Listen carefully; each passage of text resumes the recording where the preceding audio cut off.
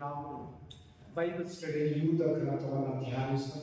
ಪ್ರತಿಯೊಂದು ಬೈಬಲ್ ತೆರೆದು ಯೂದ ಗ್ರಂಥಕ್ಕೆ ಹೋಗಿ ಹೊಸ ಒಡಂಬಡಿಕೆ ಲಾಸ್ಟ್ ಪ್ರಕಟಣೆ ಗ್ರಂಥಕ್ಕಿಂತ ಮುಂಚೆ ಇರುತ್ತೆ. ಯೂದ ಗ್ರಂಥ 24 ವಚನಗಳಿವೆ. ಆ 24 ವಚನಗಳನ್ನು ಇವತ್ತು ಧ್ಯಾನಿಸೋಣ. ದೇವರ ಪರಿಶುದ್ಧ ನಾಮಕ್ಕೆ ಸ್ತೋತ್ರ. 25 ವಚನ ಇದೆ. 25 ವಚನದಲ್ಲಿ ಒಂದೊಂದಾಗಿ ಧ್ಯಾನಿಸೋಣ. ಪ್ರತಿಯೊಂದು ತೆಗೆದು ಆಮೇಲೆ ಯಾರಾದರೂ ಗಟ್ಟಿಯಾಗಿ ಓದಿ. ಜೂಡ ಚಾಪ್ಟರ್ 1 ಅದಿರೋದೇ ಮುಂದೆ 1 to 25 ವರ್ಡ್ಸ್ ಓದಿ. ಒಬ್ಬರು ಗಟ್ಟಿಯಾಗಿ. ಯೇಸು ಕ್ರಿಸ್ತನ ದಾಸನು ಯಾಕೋಬನ ತಮ್ಮನು ಆಗಿರುವ ಯೂದನು ತಂದೆಯಾದ ದೇವರನ್ನು ಪ್ರಿಯರಾದವರು ಯೇಸು ಕ್ರಿಸ್ತನಿಗಾಗಿ ಕಾಯಲ್ಪಟ್ಟವರು ಆಗಿರುವವರಿಗೆ ಬರೆಯುವುದೇನೆಂದರೆ, ದೇವರಿಂದ ಕರೆಯಲ್ಪಟ್ಟ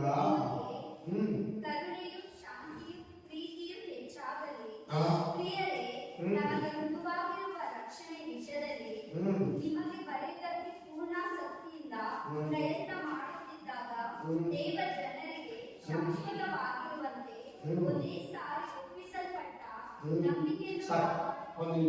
ಒಂದೇ ಸಾರಿ ಒಪ್ಪಿಸಲ್ಪಟ್ಟ ನಂಬಿಕೆ ಅಲ್ಲಾಗಿದೆ. ಈಗ ಇದನ್ನ ಬರ್ತಾರೆ ಯಾರು? ಯೂದನು. ಈ ಯೂದನು ಯಾರು?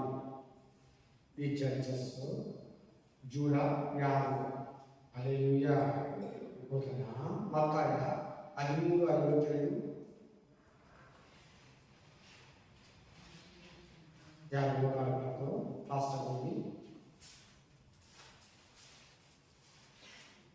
ಇವನು ಆ ಬಡಗಿಯ ಮಗನಲ್ಲದೆ ಇವನ ತಾಯಿ ಮರಿಯಳೆಂಬವಳಲ್ಲವೇ? ಯಾಕೋಬ, ಯೋಸೇಫ, ಸೀಮೋನ, ಯೂದ ಇವನು ಇವನ ತಮ್ಮಂದಿರಲ್ಲವೇ? ಯೇಸು ಕ್ರಿಸ್ತನ ತಮ್ಮ. ಶಾರೀರಿಕವಾಗಿಯೂ ತಮ್ಮನೇ, ಆತ್ಮಿಕವಾಗಿ ಕೂಡ ಇವಾಗ ತಮ್ಮ ಆಗ್ಬಿಟ್ಟ. ಆಮೇಲೆ 4 ತಮ್ಮಂದಿರ ಹೆಸರಲ್ಲಿದೆಯಾ? ಯಾರ ಹೆಸರು ಹೇಳಿ? ಯಾಕೋಬ,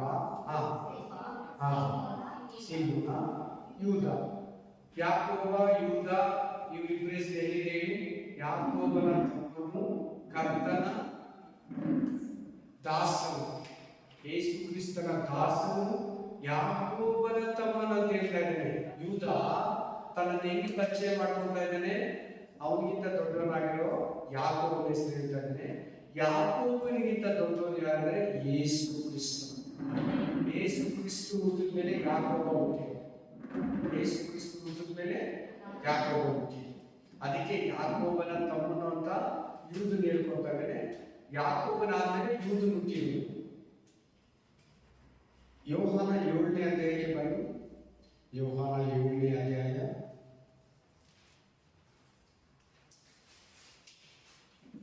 7:5. ಯೋಹಾನ ಜಾನ್ ಚಾಪ್ಟರ್ 7:5. ಯಾಕೆಂದರೆ ಸಹ ಆತನನ್ನ ಹೇಗಿದ್ದು ಒಂದು ಗ್ರಂಥ ಬರೆದಿದ್ದ ನೋಡಿ, ಹೇಗೆ ಬುಕ್ ಬರೆದಿದ್ದಾನೆ. ಆದರೂ ಶಿಲುಬೆ ಕೊಡಿಸಿಕೊಂಡು ಮುಂಚೆ ತಮ್ಮಂದಿರೇ ನಂಬಲಿಲ್ಲ. ಸ್ವಂತ ಮನೆಯವರೇ ಯೇಸು ಕ್ರಿಸ್ತನಂತ ನಂಬಲಿಲ್ಲ. ಇವನೊಬ್ಬ ಹುಚ್ಚ, ಯಾವಾಗಲೂ ಪ್ರೇಯರ್ ಮಾಡ್ತಾನೆ, ಮಿರಾಕಲ್ಸ್ ಮಾಡ್ತಾನೆ, ಅದ್ಭುತಗಳನ್ನು ಮಾಡ್ತಾನೆ, ಮನೆಯಲ್ಲಿ ಇರಲ್ಲ.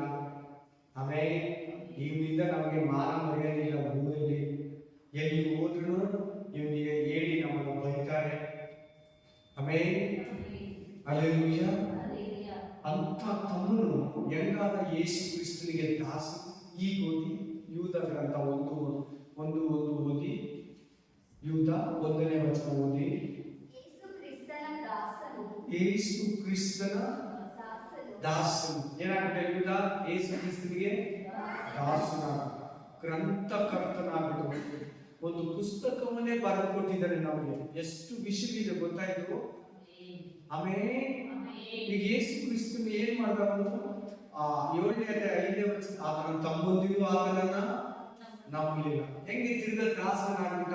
ಹೆಂಗೆ ದೇವರ ಆತ್ಮನಿಗೆ ಅವಕಾಶ ಕೊಟ್ಟ. ದೇವರು ಹೆಂಗೆ ಮಾತಾಡಿದರೆ ನೋಡಿ. ಯಾಕೋಬನು ತಮ್ಮನಾದ ಯೇಸು ಕ್ರಿಸ್ತನ ತಮ್ಮನಾದ ಯೂದನ ಬಾಗಿಲ ಆಮೇಲೆ ಯೇಸು ಕ್ರಿಸ್ತನ ಆದ್ಮೇಲೆ ಹುಟ್ಟಿರೋದೇ ಯಾಕೋಬ ಆದ್ಮೇಲೆ ಇನ್ನೆರಡು ತಮ್ಮ ಆದ್ಮೇಲೆ 4ನೇ ತಮ್ಮನೇ ಯೂದ. ಈ ಯೂದ ಯೇಸುವನ್ನ ಶಿಲುಬೆಗೆ ಹಾಕೋವರೆಗೂ ನಂಬಲಿಲ್ಲ, ಶಿಲುಬೆಯಲ್ಲಿ ಹೊಡೆಯೋವರೆಗೂ ನಂಬಲಿಲ್ಲ. ಆತನ ಎತ್ತು ಬಂದ್ಮೇಲೆ ನಂಬಿದ್ದಾನೆ.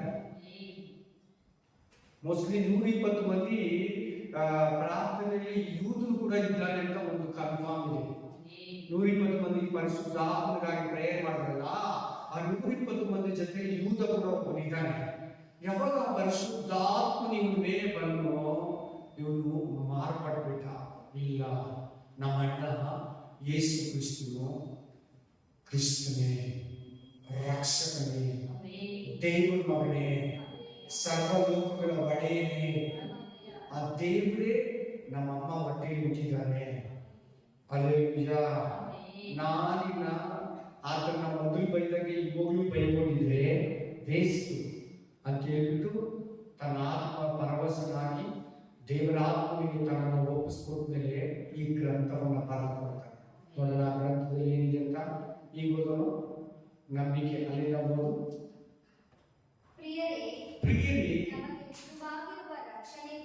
ಸರಿ, ಯೂದ ಯಾರಂತ ಗೊತ್ತಾಯ್ತು? ಮರಿಯಳ ಮಗ, ಯೇಸು ಕ್ರಿಸ್ತನ ತಮ್ಮ, ಯಾಕೋಬನ ತಮ್ಮ. ಶರೀರ ಸಂಬಂಧವಾಗಿ ಯೇಸು ಕ್ರಿಸ್ತನಿಗೆ ತಮ್ಮ ಆಗಬೇಕು. ಆತ್ಮಿಕ ಸಂಬಂಧವಾಗಿ ಕೂಡ ಇವಾಗ ಬೈಬಲ್ ಪ್ರಕಾರ ಕೂಡ ತಮ್ಮ ಆಗ್ಬಿಟ್ಟ. ಯಾಕಂದ್ರೆ ಯೇಸು ಕ್ರಿಸ್ತನನ್ನ ಅಂಗೀಕರಿಸಿಕೊಂಡು ಯೇಸು ಕ್ರಿಸ್ತನಂತ ಬರೀತಾನೆ, ರಕ್ಷಕನಂತ ಬರೀತಾನೆ.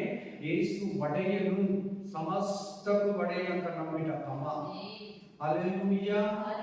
ಕಂಟಿನ್ಯೂ ಮಾಡೋಣ. ನಿಮಗೆ ಬರೆಯುವುದಕ್ಕೆ ಪೂರ್ಣ ಶಕ್ತಿಯಿಂದ ಪ್ರಯತ್ನ ಮಾಡುತ್ತಿದ್ದಾಗ ದೇವ ಜನರಿಗೆ ಶಾಶ್ವತವಾಗಿರುವಂತೆ ಒಂದೇ ಸಾರಿ ಒಪ್ಪಿಸಲ್ಪಟ್ಟ ನಂಬಿಕೆಯನ್ನು ಕಾಪಾಡಿಕೊಳ್ಳುವುದಕ್ಕೆ. ಒಂದು ನಿಮಿಷ ಇಲ್ಲಿ ನಿಂತ್ಕೊಳ್ಳಿ. ಎಲ್ಲರೂ ತಲೆ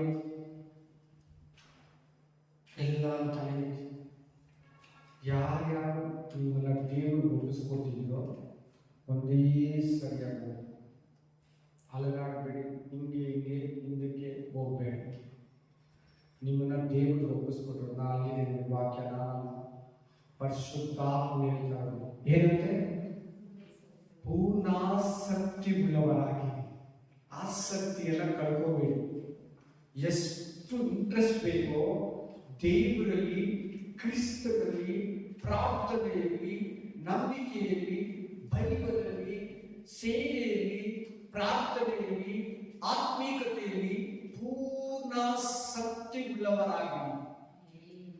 ನಿಮ್ಮನ್ನು ಒಪ್ಪಿಸ್ಕೊಟ್ಬಿಟ್ರಾ? ಹಿಂದಕ್ಕೆ ಮುಂದಕ್ಕೆ ಎಡಕ್ಕೆ ಬಲಕ್ಕೆ ನೋಡ್ಬೇಡ, ಮುಂದೆನೇ ನೋಡು. ಆಮೇಲೆ ಒಂದೇ ಸಾರಿ ಒಪ್ಪಿಸಲ್ಪಟ್ಟ ನಂಬಿಕೆಯನ್ನು ಕಾಪಾಡಿಕೊಳ್ಳುವುದಕ್ಕೆ. ನೆಕ್ಸ್ಟ್ ಏನಿದೆ ಈ ಗ್ರಂಥದಲ್ಲಿ? ನಿಮಗೆ ನಂಬಿಕೆನ ಏನ್ ಮಾಡ್ಕೋಬೇಕಂದ್ರೆ ಪ್ರತಿ ವಿಶ್ವಾಸಿ ಕಳ್ಕೊತಾರೆ. ಪ್ರೇಯರ್ ಅಂದ್ರೆ ಕಳ್ಕೊತಾರೆ.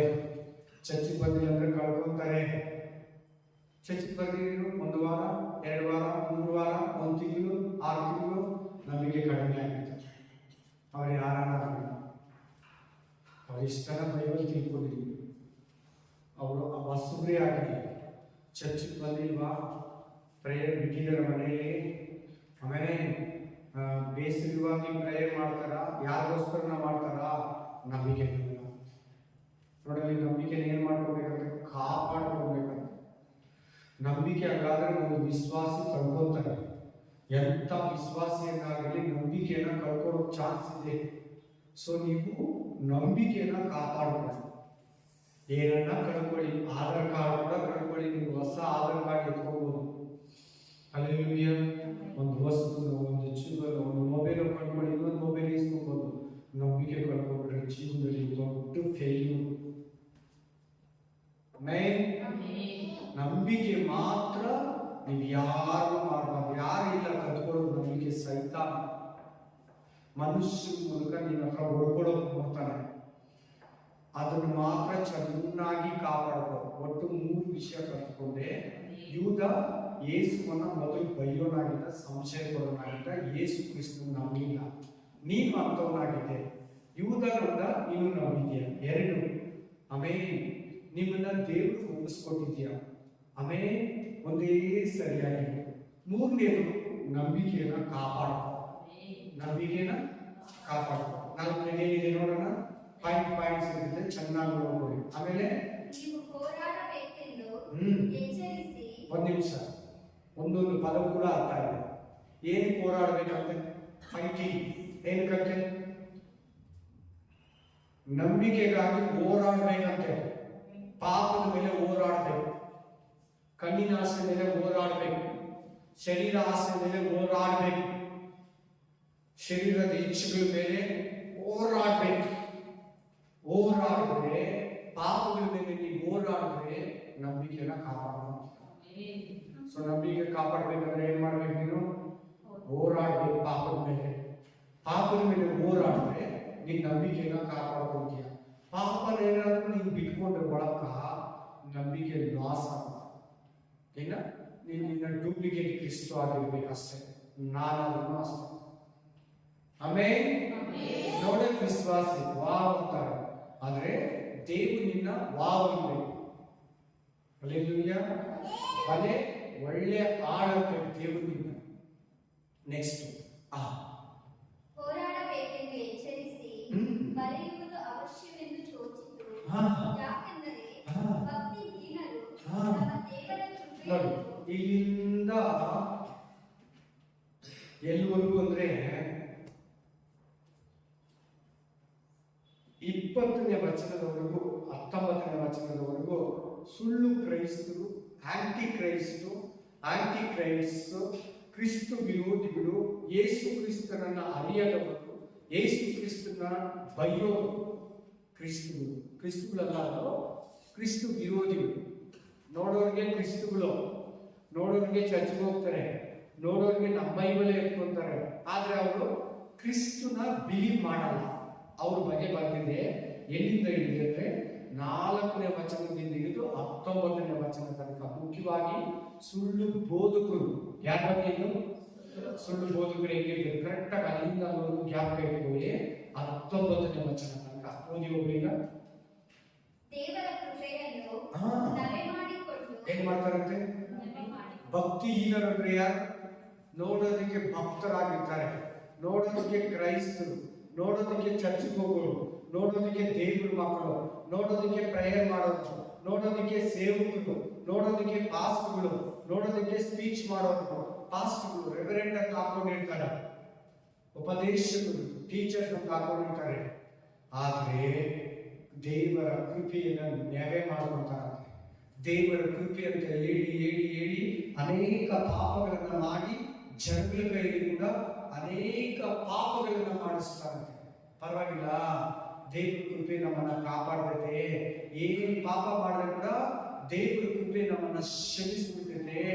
ದೇವರು ಕರುಣಾಮಯನು, ದೇವರು ಕನಿಕರನು, ದೇವರು ಕೃಪೆ ನಮ್ಮನ್ನ ಕಾಯ್ತೈತೆ. ಏನಿದೆ ಪಾಪ ಬೇಕಾದ್ರೂ ಮಾಡು, ಪಾಪ ಮಾಡಿದ್ರೆ ತಪ್ಪೇನಿಲ್ಲ. ನಾವು ಯಾವಾಗ ಬ್ಯಾಪ್ಟಿಸಮ್ ತಗೊಂಡ್ರು ಎಲ್ಲ ಪಾಪಗಳನ್ನು ತೊಳೆಯಲ್ಪಟ್ಟಿತ್ತು. ನಾವು ಇನ್ಮೇಲೆ ಪಾಪ ಮಾಡಿದ್ರೆ ಲೆಕ್ಕ ಇಲ್ಲ.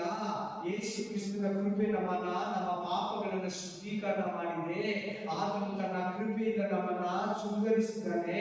ಆತನ ಕೃಪಾ ವರಗಳು ನಮ್ಮಲ್ಲಿ ಇದೆಲ್ಲ.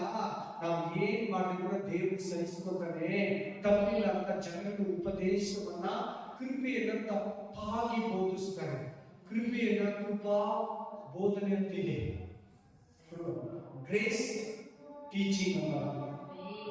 ಕೃಪೆಯನ್ನ ಆಧಾರ ಮಾಡಿಕೊಂಡು ಏನ್ ಪಾಪ ಮಾಡಿದ್ರು ಕೃಪೆ ನಮ್ಮನ್ನ ಕ್ಷಮಿಸ್ಬಿಡ್ತದೆ. ಕೃಪೆ ಅಂದ್ರೆ ನಾವು ನಮ್ಮನ್ನ ಯೋಗ್ಯರನ್ನಾಗಿ ಮಾಡೋದು ದೇವರ ಕೃಪೆ ಅಂತೇಳಿ ಆ ಕೃಪೆಯನ್ನ ತಪ್ಪಾಗಿ ಬೋಧಿಸ್ಬಿಡ್ತಾರೆ. ನೆಕ್ಸ್ಟ್ ನಮಗೆ ಕಂಟಿನ್ಯೂ ಮಾಡಿ. ನಾಚಿಕೆ ಕೆಟ್ಟವರು ಅವರು. Next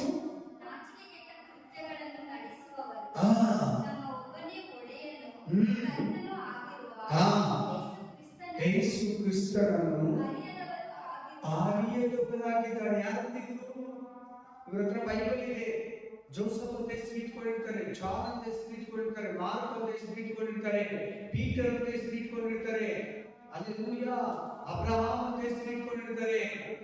praise God. ಕೆಲವು ಯೇಸು ಅಂತ ಹೆಸರಿಟ್ಕೊಂಡಿರ್ತಾರೆ. ಆದ್ರೆ ಯೇಸುವನ್ನ ಇವರು ಅರಿಯದವರು. ಕ್ರಿಸ್ತು ಯಾರು? ಆತನು ದೇವರ ಮಗನು, ಅಭಿಷಕ್ತನು. ಆತನು ಎಲ್ಲರ ವಿಮೋಚಕನು, ನಮಗಾಗಿ ಪ್ರಾಣ ಕೊಟ್ಟಿದ್ದಾನೆ. ಆತನೇ ಬಿಡುಗಡೆ, ಆತನೇ ಎರಡನೇ ಬರೋಣ ಅಂತ ನಮ್ಮಲ್ಲ. ಯೇಸು ಕ್ರಿಸ್ತನು ಒಬ್ಬ ದೇವ ದೂತನು. ಯೇಸು ಕ್ರಿಸ್ತನು ಗಾಬ್ರಿಯಲ್ ದೂತನು. ಯೇಸು ಕ್ರಿಸ್ತನು ದೇವರ ಮಗನಲ್ಲ. ಯೇಸು ಕ್ರಿಸ್ತು ಅಲ್ಲ. ಯೇಸು ಒಬ್ಬ ಕಾರ್ಪೆಂಟರ್ ಮಗ, ಮರಿಯಳ ಮಗ. ಆತನು ಒಬ್ಬ ಪ್ರವಾದಿ ಅಷ್ಟೇ, ಒಂದು ಪಾಸ್ಟರ್ ಅಷ್ಟೇ. ಎಲ್ಲಾ ಪಾಸ್ಟರ್ ಆತನು ಒಬ್ಬ ಪಾಸ್ಟರ್ ಅಂತ ಯೇಸುವನ್ನ ಹೀಯಾಳಿಸುವುದು.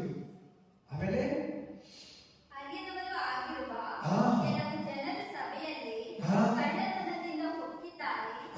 ಅವರಿಗೆ ಈ ದಂಡನೆ ಆಗಬೇಕೆಂದು ಪೂರ್ವದಲ್ಲೇ ಅವರ ವಿಷಯವಾಗಿ ಬರೆದಿದೆ. ಅಂತವರು ನಮ್ಮಂತ ಒಳ್ಳೆ ಪರಿಶುದ್ಧ ಸಭೆಗಳಲ್ಲಿ ಸೇರ್ಕೊಂಡು ಇಲ್ಲೆಲ್ಲ ವೀಕ್ನೆಸ್ ನೋಡ್ಕೊಂಡು ಇಲ್ಲಿರೋ ಜನಗಳನ್ನ ಕೇಳಿಸ್ತಾರೆ. ಮೇಲ್ಮೇಲಿಗೆ ಫ್ರೆಂಡ್ಶಿಪ್ ಮಾಡಿ ನಮ್ಮ ಚರ್ಚೆಯಲ್ಲಿ ಇರ್ತಾರೆ, ನಮ್ಮ ಜೊತೆಲಿ ಆರಾಧಿಸ್ತಾ ಇರ್ತಾರೆ. ಹೊಸಬ್ರ ತರ ಬಂದಿರ್ತಾರೆ, ಫಸ್ಟ್ ಆಗಿ ಬಂದಿರ್ತಾರೆ, ಬೇರೆ ಚರ್ಚೆಯಿಂದ ಬಂದಿರ್ತಾರೆ, ಕ್ರಿಸ್ತು ವಿರೋಧಿ ಚರ್ಚೆಯಿಂದ ಬಂದಿರ್ತಾರೆ. ನಮ್ಮ ಜೊತೆ ಕೂತ್ಕೊಂಡು ಅಷ್ಟು ವಾರ ಅಷ್ಟು ತಿಂಗಳು ವಾಕ್ಯ ಕೇಳ್ತಾರೆ. ಕೇಳ್ಕೊಂಡು ಗೊತ್ತಿರಲ್ಲ ಅವ್ರು ಏನು ಬಂದಿರ್ತಾರೆ ಅಂತ ನಮಗೆ. ಆಮೇಲೆ ಸಮುದ್ರದಲ್ಲಿ ಬಂಡೆ ಇರ್ತದೆ. ಸಮುದ್ರದಲ್ಲಿ ಕಾಣಿಸ್ತದೆ, ಯಾರನ್ನ ಕಾಣಿಸಲ್ಲ ಅಂತವ್ರು.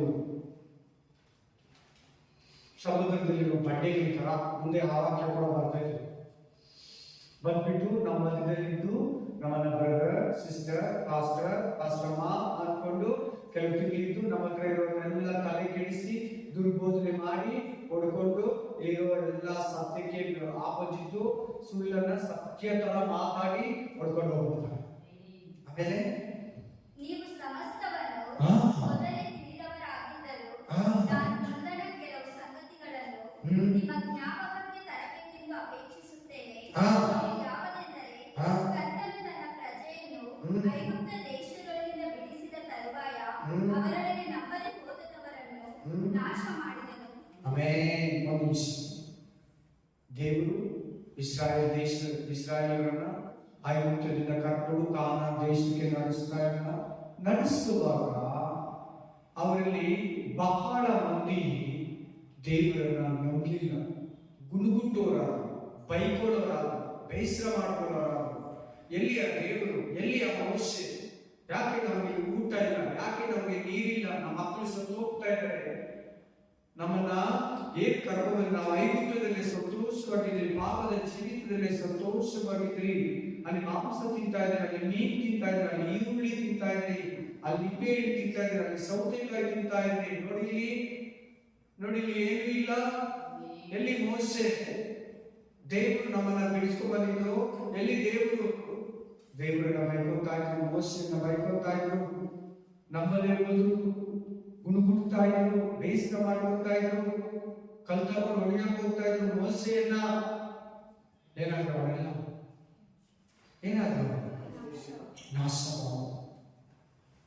ಅವರೆಲ್ಲ ಏನಾದ್ರು ಅರಣ್ಯದಲ್ಲಿ ನಾಶವಾದಂತ ಬಗ್ಗೆ ಕೀರ್ತನೆಗಳ ಗ್ರಂಥದಲ್ಲಿ ವಿಮೋಚನಾ ಕಾಂಡ, ಅರಣ್ಯ ಕಾಂಡ, ಅಪೊಸ್ತಲರ ಕೃತ್ಯ ಯಾರ್ಯಾರು ನಂಬಿಲ್ಲೋ ಖಂಡಿತ ಇವತ್ತು ಕೂಡ ದೇವರನ್ನ ನಂಬಿ ಸರಿಯಾಗಿ ನಂಬಿಕೆಯಲ್ಲಿ ನಡೆದಿಲ್ವಾ ಅವರೆಲ್ಲ ಎಲ್ಲಿರ್ತಾರೆ ಗೊತ್ತಾ?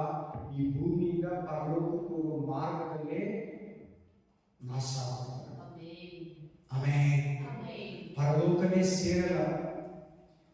ಆಮೇಲೆ ತಮ್ಮ ದೊರೆತನವನ್ನು ಕಾಪಾಡದೆ ತಮಗೆ ತಕ್ಕ ವಾಸಸ್ಥಾನವನ್ನು ಬಿಟ್ಟ ದೇವದೂತರಿಗೆ ದೇವರು ನಿತ್ಯವಾದ ಬೇಡಿಗಳನ್ನು ಹಾಕಿ ಮಹಾದಿನದಲ್ಲಿ ಆಗುವ ದಂಡನೆಯ ತೀರ್ಪಿಗಾಗಿ ಅವರನ್ನು ಕತ್ತಲೆಯೊಳಗೆ ಇಟ್ಟಿದ್ದಾನೆ. ಒಂದು ನಿಮಿಷ, ಈ ವಾಕ್ಯದ ಅರ್ಥ ತಗೊಳ್ಳಿ. ಎಷ್ಟನೇ ವಚನ? 8ನೇ ವಚನ. ಎಷ್ಟನೇ ವಚನ? 6ನೇ ವಚನ.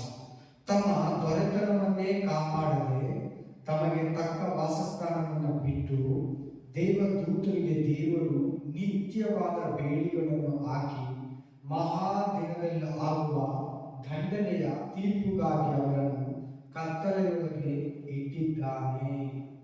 ಯಾರು? ಯಾವಾಗ ನಡೆದಿದ್ದು? ಯಾವಾಗ ಇದನ್ನ ದೇವರು ಮೆನ್ಷನ್ ಮಾಡಿದ್ದಾನೆ, ಸೈತಾನ ಲೂಸಿಫರ್ ಪಾಪ ಮಾಡಿದ ಮುಂಚೆ ಏನ್ ಮಾಡಿದ್ರೆ ಪರಲೋಕದಲ್ಲಿ ಸೈತಾನ ಆರಾಧನಾ ನಾಯಕನು, ವರ್ಷಿಪ್ ಲೀಡರ್. ನೋಡ್ದ, ನನಗೆ ಎಷ್ಟು ಮಹಿಮೆ ಇದೆ, ನನ್ನ ಕೈಯಲ್ಲಿ ಅಷ್ಟು ದೇವದೂತರಿದ್ದಾರೆ, ನಾನು ಆರಾಧನಾ ನಾಯಕನು, ನನಗೇನು ಕಡಿಮೆ ಇದೆ? ಸಿಂಹಾಸನ ತಾನೆ, ದೇವರ ಸ್ಥಾನ ತಾನೆ, ನಾನು ಕೂಡ ದೇವರ ಲೆವೆಲ್ ಹೋಗಿ ಕುತ್ಕೊಂತೀನಿ. ನೀವು ನನ್ನೆಲ್ಲ ಫಾಲೋ ಮಾಡಿ ನನ್ನ ಹಿಂದೆ ಬನ್ನಿ, ಆಗ ನಾನು ದೇವರಾಗ್ತೀನಲ್ಲ, ನಿಮಗೆ ದೊಡ್ಡ ಪೊಸಿಷನ್ ಅನ್ನ ಕೊಡ್ತೀನಿ. ನೋಡು, ದೇವರು ನೀವು ಆಗಲೂ ರಾತ್ರಿ ದೇವರೇಳಿ ಕೆಲಸ ಮಾಡ್ತೀರಾ, ಆರಾಧಿಸ್ತೀರಾ, ನಿಮ್ಮನ್ನ ಅಷ್ಟು ಗೌರವಿಸ್ತಾರ ದೇವರು. ನೋಡಿ, ನಿಮ್ಮ ಬಗ್ಗೆ ದೇವರು ಚಿಂತನೆ ಮಾಡ್ತಾರೆ ಅಂತ ಹೇಳಿ ಸೈತಾನ ಪರಲೋಕದಲ್ಲಿ ಪಾಪ ಮಾಡಿದ ಮುಂಚೆ, ಸೈತಾನ ಆಗಿದ ಮುಂಚೆ ಲೂಸಿಫರ್ ಎಂಬ ದೇವದೂತನಾಗಿರೋ ಸೈತಾನ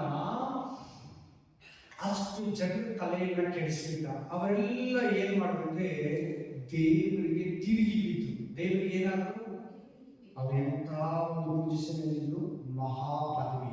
ಏನ್ ಪದವಿ? ಮಹಾಪದವಿ. ಮಹಾದಿನದಲ್ಲಿ ಆಗುವ ಮಹಾಪದವಿ ಕಾಪಾಡಿಕೊಳ್ಳಿಲ್ಲ. ದೊರೆತನ ಇತ್ತು, ಅವ್ರಿಗೆ ಅಧಿಕಾರ ಇತ್ತು, ಅವರಿಗೆ ಮಹಿಮೆ ಇತ್ತು, ಅವರಿಗೆ ಶಕ್ತಿ ಇತ್ತು. ಏನ್ ಮಾಡಿದ್ರೆ ಅವರು ಅದನ್ನ ಕಳ್ಕೊಂಡು ದೇವರಿಗೆ ತಿರುಗಿ ಬಿದ್ದು ಸೈತಾನನ ಸಹವಾಸವನ್ನ ಮಾಡಿ ಅವರು ದೇವರ ಕೋಪಕ್ಕೆ ಗುರಿಯಾದರು. ಇವಾಗ ಅವೆಲ್ಲ ಎಲ್ಲಿದ್ದಾರೆ ಅಂದ್ರೆ ಆ ದೇವದೂತರು ಕತ್ತಲೆಯ ಲೋಕದಲ್ಲಿದ್ದಾರೆ.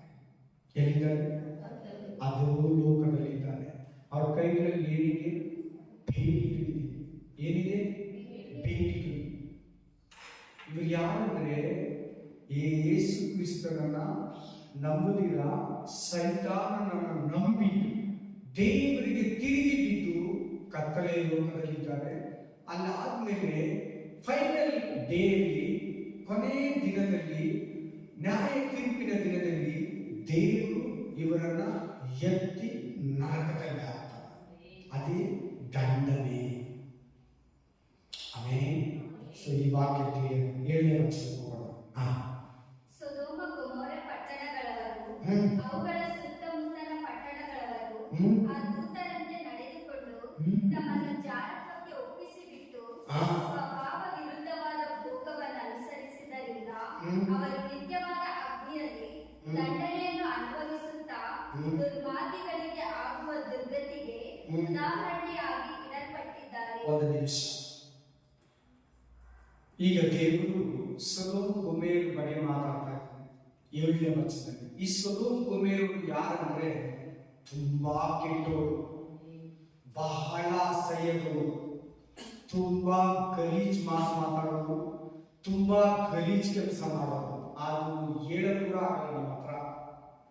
ಗಂಡಸಿನ ಮದುವೆ ಆಗೋದು, ಹೆಂಗಸಿನ ಮದುವೆ ಆಗೋದು, ಅಸಹ್ಯ ಮಾಡೋದು, ಅಸಹ್ಯ ಮಾಡೋದು.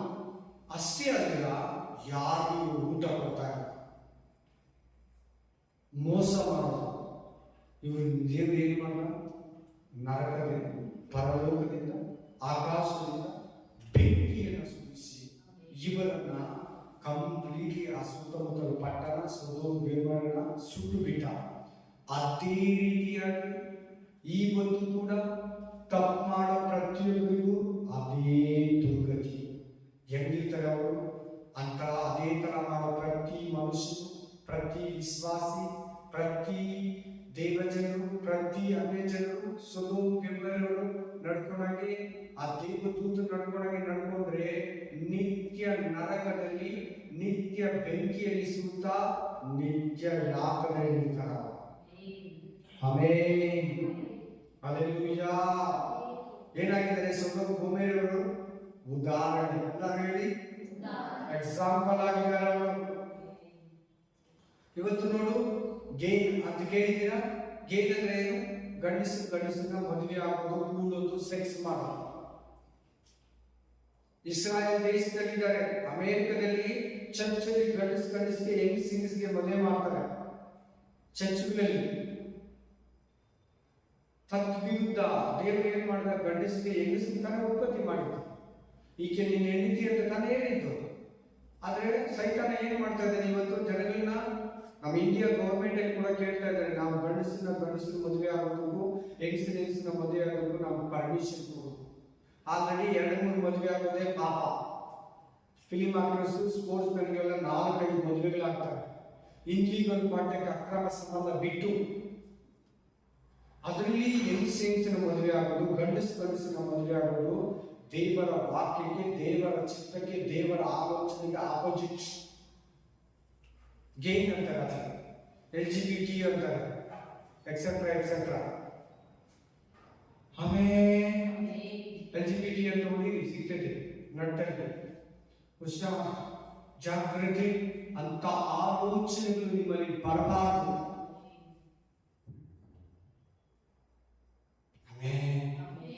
ಅಂತವ್ರು ಏನಾಗಿದ್ದಾರೆ, ದೇವರ ಅಗ್ನಿಯಲ್ಲಿ ದಂಡನೆಯಲ್ಲಿ ಅನುಭವಿಸುತ್ತಾ ನಿತ್ಯ ಅಗ್ನಿ ದಂಡನೆ. ಆಮೇಲೆ ಹೀಗಿದ್ದರೂ ಈ ಜನರು ಸ್ವಪ್ನಾವಸ್ಥೆಯಲ್ಲಿರುವವರಂತೆ ಅದೇ ರೀತಿಯಾಗಿ ಶರೀರವನ್ನು ಮಲಿನ ಮಾಡಿಕೊಳ್ಳುತ್ತಾರೆ. ನೀವು ನಿಮ್ಮ ಶರೀರವನ್ನು ಕೆಡಿಸ್ಕೋಬೇಡಿ. ಈ ಜನರು ಜಾಗ್ರತೆ. ಇಲ್ಲಿ ದೂತ ಬರೀತಾ ಇರೋದು ಕೆಟ್ಟವರು, ಕೆಟ್ಟ ಬೋಧಕರ ಬಗ್ಗೆ, ಕೆಟ್ಟ ವಿಶ್ವಾಸಗಳ ಬಗ್ಗೆ ಬರೀತಾ ಇದ್ದಾನೆ. ಬೋಧಕರ ಬಗ್ಗೆ, ಆಂಟಿ ಕ್ರೈಸ್ಟ್ ಬಗ್ಗೆ, ಕ್ರಿಸ್ತು ವಿರೋಧಿಗಳ ಬಗ್ಗೆ ಬರೀತಾ ಇದ್ದಾನೆ. ನೀವು ಜಾಗ್ರತೆ. ನಿಮ್ಮ ದೇಹವನ್ನ ಕೆಡಿಸ್ಕೋಬೇಡಿ. ನಿಮ್ಮ ಕಣ್ಣುಗಳನ್ನ, ನಿಮ್ಮ ಕೈಗಳನ್ನ, ನಿಮ್ಮ ಕಿವಿಗಳನ್ನ, ನಿಮ್ಮ ನಾಲಿಗೆಗಳನ್ನ, ನಿಮ್ಮ ತುಟಿಗಳನ್ನ, ನಿಮ್ಮ ಅಂಗಾಂಗಗಳನ್ನ, ನಿಮ್ಮ ಹೃದಯವನ್ನ, ನಿಮ್ಮ ಬ್ರೈನ್ ಅನ್ನ ಕೆಡಿಸ್ಕೋಬೇಡಿ. ಕೆಟ್ಟದೆಲ್ಲ ಮಾಡಿ, ಆಲೋಚಿಸಿ, ತಿಂದು, ಕುಡಿದು, ನೋಡಿ, ಕೇಳಿ, ಹೋಗಿ ನಿಮ್ಮ ಕಾಲಗಳನ್ನ ಕೆಡಿಸ್ಕೋಬೇಡಿ. ನಿಮ್ಮ ಅಂತರೇಂದ್ರಿಯಗಳನ್ನ ಪಾಪ ಮಾಡದಂತೆ ಜಾಗರೂಕತೆಯಿಂದ ಕಾಪಾಡಬೇಕು.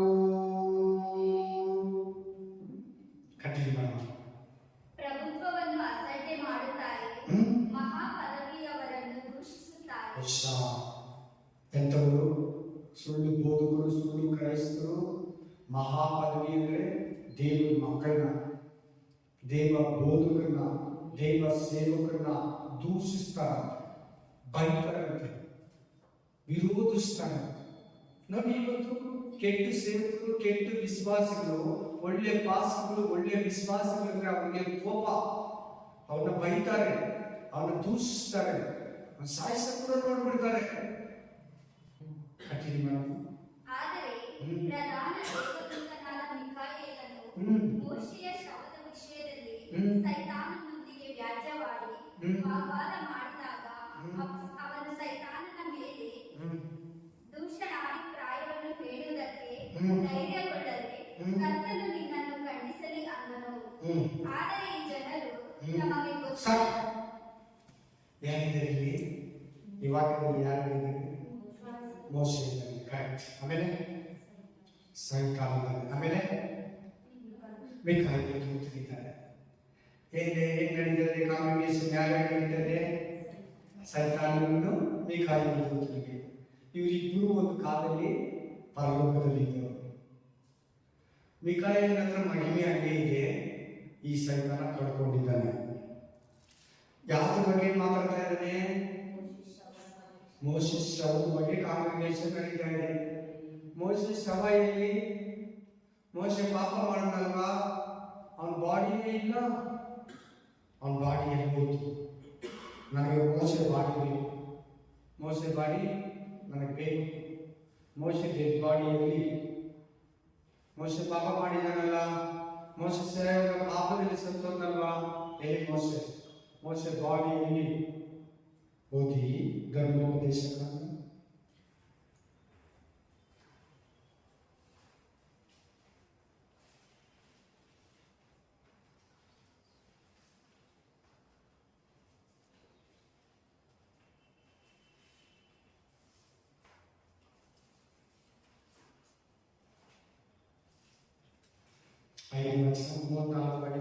Deuteronomy chapter 34:5. ಯೆಹೋವನ ಮಾತಿನಂತೆ ಆತನ ಸೇವಕನಾದ ಮೋಶೆ ಅಲ್ಲೇ ಮೊಹಬ್ಬರ ದೇಶದಲ್ಲಿ ದೇಹ ಬಿಟ್ಟನು. ಮೊಹಬ್ಬರ ದೇಶದಲ್ಲಿ ಬೆತೋಲಿಗೂ ಎದುರಾಗಿರುವ ಕಣಿವೆಯಲ್ಲಿ ಯೆಹೋವನು ಅವನ ದೇಹವನ್ನು ಸಮಾಧಿ ಮಾಡಿದನು. ಅವನ ಸಮಾಧಿ ಎಲ್ಲಿದೆಯೋ ಇದುವರೆಗೂ ಯಾರಿಗೂ ಮತ್ತೆ ಬಾಡಿ ಎಲ್ಲಿ ಸಿಗ್ತದೆ ಅವನಿಗೆ 30 ದಿನ ಉಂಟಾಗಿದ್ದಾರೆ. ಆ ಬಾಡಿಯನ್ನ ಯಾರು?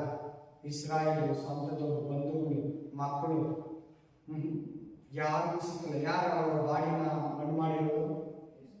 ಯೇಸು ಸ್ವಾಮಿ, ದೇವರು, ಯೆಹೋವ ದೇವರು. ಅವ್ರ ಸಮಾಧಿ ಎಲ್ಲಿ ಇದುವರೆಗೂ ಗೊತ್ತಿಲ್ಲ.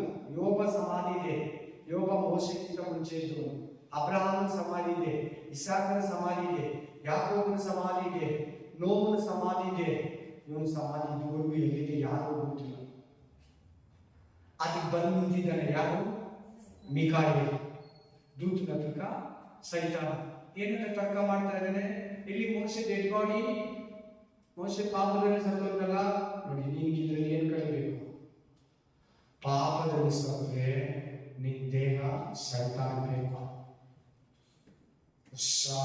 ಪರಿಶುದ್ಧರಾಗಿ ಸಾಗಿ. ಏನಾಗಿ ಸಾಗಿ? ಪರಿಶುದ್ಧರಾಗಿ ದೇಹ ಬಿಡಿ. ಅಲ್ಲ, ಮೋಶೆ ದೇವರ ಹತ್ರ ಬರ್ತಾನೆ ಬಿಡು, ಹಂಗಂತೇಳಿ ಅವನೇ ನರಕಕ್ಕೆ ಹೋಗಲ್ಲ. ಅವನ ಹಳೆಯ ಒಡಂಬಡಿಕೆ, ಮೋಶೆ ಧರ್ಮಶಾಸ್ತ್ರಕ್ಕೆ ಸಂಬಂಧಪಟ್ಟ ಮೋಶೆ ಕೂಡ ಧರ್ಮಶಾಸ್ತ್ರ ಇದೆ. ನಾವು ಹೊಸ ಒಡಂಬಡಿಕೆ ಪರಿಶುದ್ಧರಾಗಿ ಪ್ರಾಣ ಬಿಡಿ. ಪಾಪದಲ್ಲಿ ಸತ್ತರೆ ಹೆಂಗ್ ಬಂದಿದ್ದಾರೆ? ಸೇಮ್ ಈ ಪ್ರಪಂಚದಲ್ಲಿರೋ 6,000 ವರ್ಷದಿಂದ ಯಾರ್ಯಾರ ಪಾಪದಲ್ಲಿ ಸಾಯ್ತಾರೋ ಒಂದೊಂದು ಡೆಡ್ ಬಾಡಿ ಕೂಡ ಇಳಿತಾರೆ ಸೈತಾನ. ಪಾಪದಲ್ಲಿ ಸತ್ರೆ ಇದು ನಂದು ಅಂತ ನೋಡಲು ಬಂದು ನಿಂತಿದ್ದಾರೆ. ಅಲ್ಲಿ ಮಿಕಾಯೇಲ್ ಹೇಳ್ತಾ ಇದ್ದಾನೆ, ಅವನ ಖಂಡಿಸೋಕೆ ಧೈರ್ಯ ಇಲ್ಲ, ದೇವರು ನಿನ್ನನ್ನು ಖಂಡಿಸ್ತೀವಿ. ಹಲ್ಲೆಲೂಯಾ. ಎಲ್ಲೆಲ್ಲಿ ಸೈತಾನ ವಿರೋಧವಾಗಿ ಹೇಳ್ತಾನೋ ಈ ಮಿಕಾಯೇಲೇ ಜಯಿಸೋದು. ಮಿಕಾಯೇಲೇ ಅವನ ಜಯಿಸೋದು. ಅವನಿಗೆ ಸರಿ ಸಮಾನ ಮಿಕಾಯೇಲ್.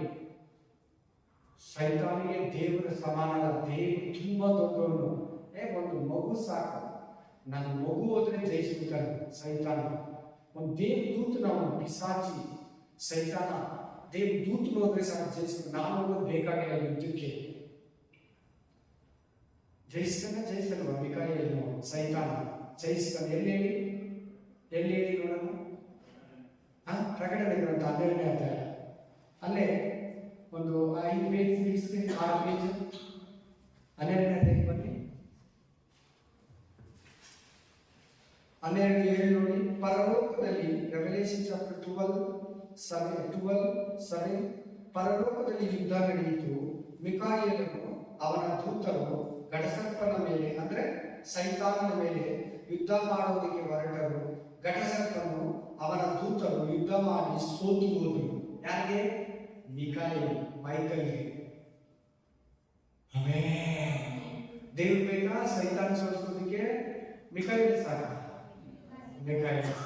ಒಂದು ಏಂಜಲ್ ಈ ವರ್ಷ ಲೈಫಲ್ಲಿ ದೇವರಿಗಿಂತ ಸೈತಾನ ದೊಡ್ಡವರು, ವಿಕಾರವಾಗಿದ್ದಾನೆ. ಅಯ್ಯೋ ಅನ್ಬೇಡಿ, ಒಂದು ದೂತನ ಅಷ್ಟೇ, ಜಸ್ಟ್ ಒಂದು ಏಂಜಲ್. ಅವನು ದೇವರಲ್ಲ. ಅವನು ದೊಡ್ಡದಾಗಿ ನಿನ್ನ ಲೈಫಲ್ಲಿ ಇರಬೇಡ. ಒಂದು ಮೈಕಲ್ ಸಾಕು ಅವನಿಗೆ. ನೀನು ಕೂಡ ಅವನ್ನ ಜಯಿಸ್ತೀಯ. ನೀನು ಕೂಡ ಅವನ ಮೇಲೆ, ನಿನಗೂ ಕೂಡ ಅಧಿಕಾರ ಇದೆ. ನೀನು ಪರಿಶುದ್ಧವಾಗಿರು ಸಾಕು. ಆಮೇಲೆ ಪ್ರೇಯರ್ ಮಾಡು. ನೀನು ಪಾಪ ಮಾಡಿರ, ನೀನು ಅವನಿಗೆ ವಿರುದ್ಧವಾಗಿ ಹೋರಾಡು, ನೀನು ಜಯಿಸ್ಬಿಡ್ತೀಯ. ನಿನ್ನ ಹತ್ರ ಪಾಪ ಇದ್ರೆ ಅವನು ಜಯಿಸ್ತಾನೆ. ನೀನು ಪರಿಶುದ್ಧವಾಗಿದ್ರೆ ನೀನು ಅವನು ಜಯಿಸ್ತೀಯ. ಅಷ್ಟೇ ಸೀಕ್ರೆಟ್ ಇದ್ರೆ. ಬನ್ನಿ ಯುದ್ಧ ಗ್ರಂಥ 10ನೇ ವಚನಕ್ಕೆ ಬನ್ನಿ. ಸೊ ಈ ವಾಕ್ಯದಲ್ಲಿ ಏನು ಕಲ್ತ್ಕೊಂಡ್ರು? 9ನೇ ವಚನದಲ್ಲಿ ನಾವು ಸಾಯವನ್ನು ಪರಿಶುದ್ಧರಾಗಬೇಕು, ಇಲ್ಲಾಂದ್ರೆ ಸೈತಾನ ನಮ್ಮ ಮೇಲೆ ಕಂಟ್ರೋಲ್ ಕೇಳ್ತಾನೆ. ನೆಕ್ಸ್ಟ್, ಅಂದರೆ ಈ ಜನರು ತಮಗೆ ಗೊತ್ತಿಲ್ಲದ ಎಲ್ಲವನ್ನು ದೂಷಿಸುತ್ತಾರೆ. ಯಾರು? ದುಷ್ಟ ಬೋಧಕರು, ದುಷ್ಟ ವಿಶ್ವಾಸಿಗಳು, ಕೆಟ್ಟ ವಿಶ್ವಾಸಿಗಳು, ಕೆಟ್ಟ ಸೇವಕರು, ಕ್ರಿಸ್ತು ವಿರೋಧಿಗಳು, ಕ್ರಿಸ್ತು ವಿರೋಧಿ ಸಭೆಗಳು, ಸೇವೆಗಳು, ದುರ್ಬೋಧಕರು, ದುರ್ಬೋಧನೆಗಳು, ಗೊತ್ತಿಲ್ಲದೆಲ್ಲವನ್ನು ದೂಷಿಸುತ್ತಾ, ಅದು ಏನು ಎಂತ ಅಂತ ಗೊತ್ತಿಲ್ಲ, ಅದನ್ನೆಲ್ಲ ಸರಿಯಿಲ್ಲ, ಇದು ಸರಿಯಿಲ್ಲ, ಅದು ಸರಿಯಿಲ್ಲ, ಇವ್ರು ಸರಿಯಿಲ್ಲ, ಅದು ಸರಿಯಿಲ್ಲ, ಈ ಬೋಧಕರು ಸರಿಯಿಲ್ಲ, ನಿಮ್ಮ ಬೋಧನೆ ಸರಿಯಿಲ್ಲ ಅಂತ ದೂಷಿಸುತ್ತಾ ತಾವು ವಿವೇಕ ಶೂನ್ಯ ಪಶುಗಳಂತೆ ಸ್ವಾಭಾವಿಕವಾಗಿ ಯಾವುದನ್ನು ತಿಳಿದುಕೊಳ್ಳುತ್ತಾರೋ ಅವುಗಳಲ್ಲಿ ತಮ್ಮನ್ನು ಕೆಡಿಸಿಕೊಳ್ಳುತ್ತಾರೆ. ಅವರ ಗತಿಯನ್ನು ಏನು ಹೇಳಲಿ? ಅವರು ಕಾಯಿನ ಮಾರ್ಗವನ್ನು ಹಿಡಿದವರು. ಕಾಯಿನ ಎಂತವರು? ಸ್ವಂತ ತಮ್ಮನನ್ನೇ ಕೊಂದವನು, ಕೆಡುಕನ ಮಗನು. ಯಾರ ಮಗ? ಕೆಡುಕನಿಂದ ಹುಟ್ಟಿ ತಮ್ಮನನ್ನೇ ಕೊಂದವನು. ಹಲ್ಲೆಲೂಯಾ! ತಮ್ಮನನ್ನೇ ಕೊಲೆ ಮಾಡಿದ ಕೊಲೆಗಾರ ಇಂಥವರು. ಇವರು ಕೂಡ ಅಂತ ಮನಸ್ಸುಳ್ಳವರೇ. ಸಹೋದರರನ್ನ ಕೊಂದವರು, ಸಹೋದರರನ್ನ ದೂಷಿಸುವವರು, ಕೆಟ್ಟ ಬೋಧಕರು, ಕೆಟ್ಟ ವಿಶ್ವಾಸಿಗಳ ಬಗ್ಗೆ ಮಾತಾಡ್ತಾ ಇದ್ದಾರೆ. ಇದು 8ನೇ ವಚನವರೆಗೂ 19-20ನೇ ವಚನವರೆಗೂ. ಆಮೇಲೆ ಬಿಲಾಮನ ಭ್ರಾಂತಿಯಲ್ಲಿ ದ್ರವ್ಯ ಸಂಪಾದನೆಗೋಸ್ಕರ ಬಿಲಾಮನ ಭ್ರಾಂತಿಯಲ್ಲಿ ಪೂರ್ಣವಾಗಿ ಮುಳುಗಿದವರು, ದುಡ್ಡಿಗಾಗಿ ವಾಕ್ಯ ಹೇಳುವರು.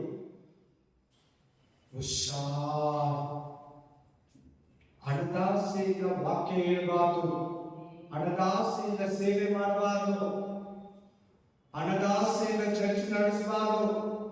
ಹಣಕ್ಕೋಸ್ಕರ ವ್ಯತ್ಯಾಸ ಬೋಧನೆ ಬೈಬಲಲ್ಲಿ ಇರೋದನ್ನ ತೆಗೆದು ಬೈಬಲಲ್ಲಿ ಇಲ್ಲದೆ ಇರೋದನ್ನ ಸೇರಿಸಬಾರದು. ಅದು ಬಿಲಾಮನ ಬೋಧನೆ, ಅದು ವ್ಯಭಚಾರಕ್ಕೆ ಸಂಬಂಧಪಟ್ಟ ಬೋಧನೆ, ಅದು ಅಗಾಧವಾದ ಸೈತಾನನ ಬೋಧನೆ, ಅದು ಯೆಜಬೇಲನ ಬೋಧನೆ. ಅದು ಹಲ್ಲೆಲೂಯಾ! ಆಮೇಲೆ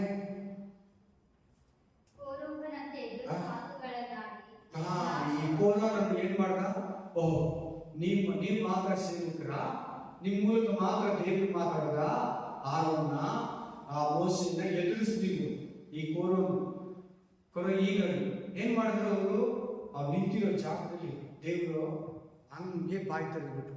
ಅವರು, ಅವ್ರ ಫ್ಯಾಮಿಲಿ, ಅವ್ರ ಮಕ್ಕಳು, ಅವ್ರ ಹೆಂಡತಿ, ಅವ್ರ ಬಂಧುಗಳು, ಅವ್ರ ತಂದೆ, ಅವ್ರ ತಾಯಿ ಹತ್ರ ನಿಂತಿದ್ರು. ಗುಡಾರದ ಮುಂದೆ ನಿಂತು ಮಾತಾಡ್ತಾ ಇದ್ರು. ನೋಡ್ಕೊ, ಈ ಸೈಡಿಗೆ ಬಾ ಅಂದ ದೇವರು. ಸೈಡಿಗೆ ಬಂದ.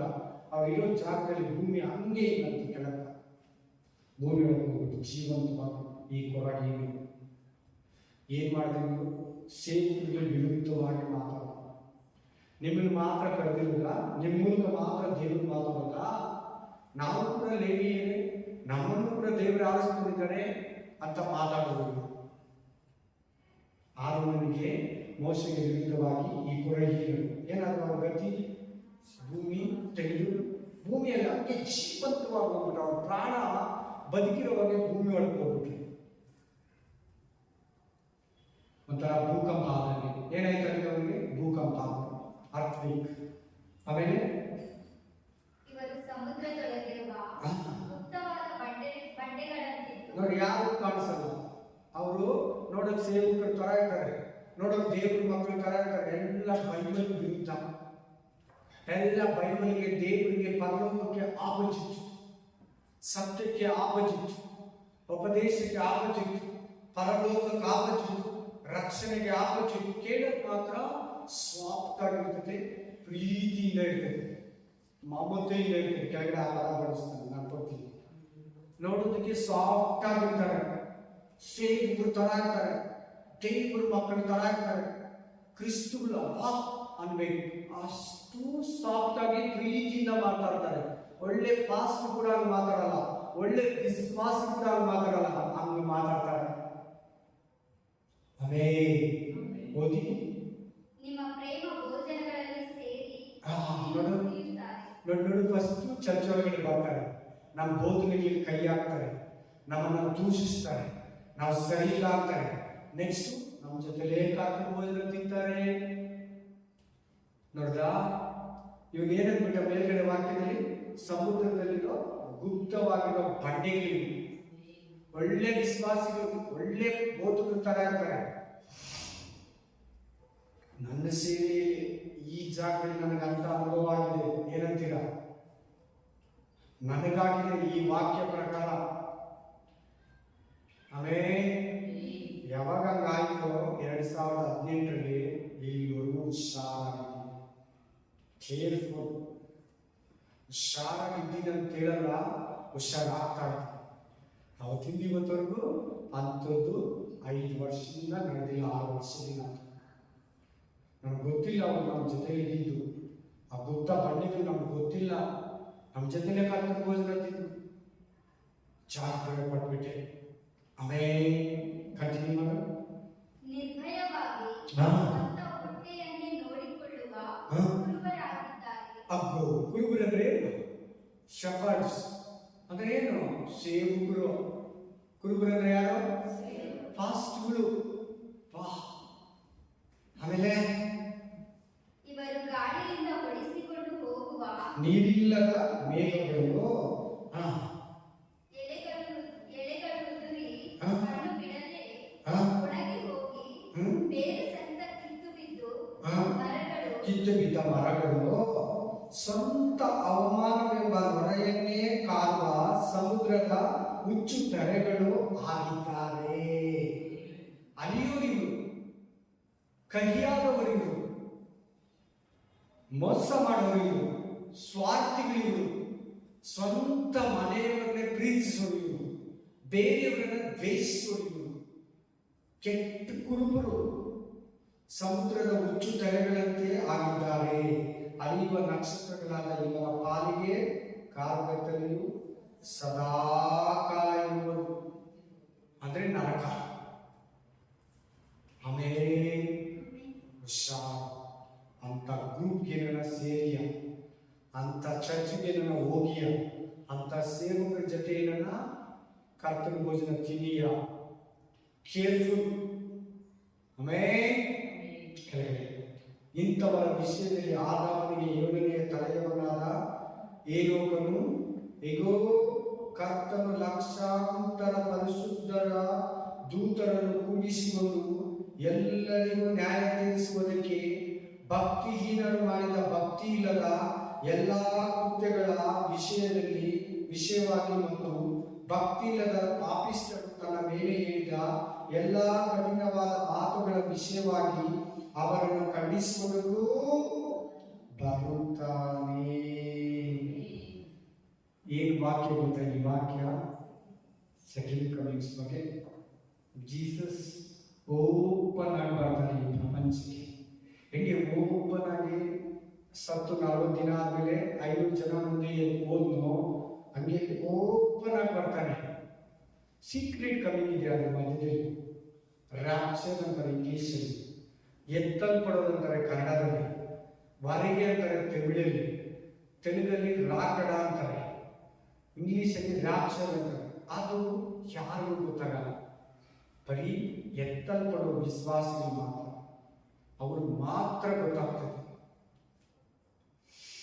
ಅದಾದ್ಮೇಲೆ 7 ವರ್ಷ ಉಪದ್ರವ ಕಾಲ ಆಗುತ್ತೆ. ಉಪದ್ರವ ಕಾಲ ಆದ್ಮೇಲೆ ಓಪನ್ ಆಗಿ ಜೀಸಸ್ ಬರ್ತಾರೆ.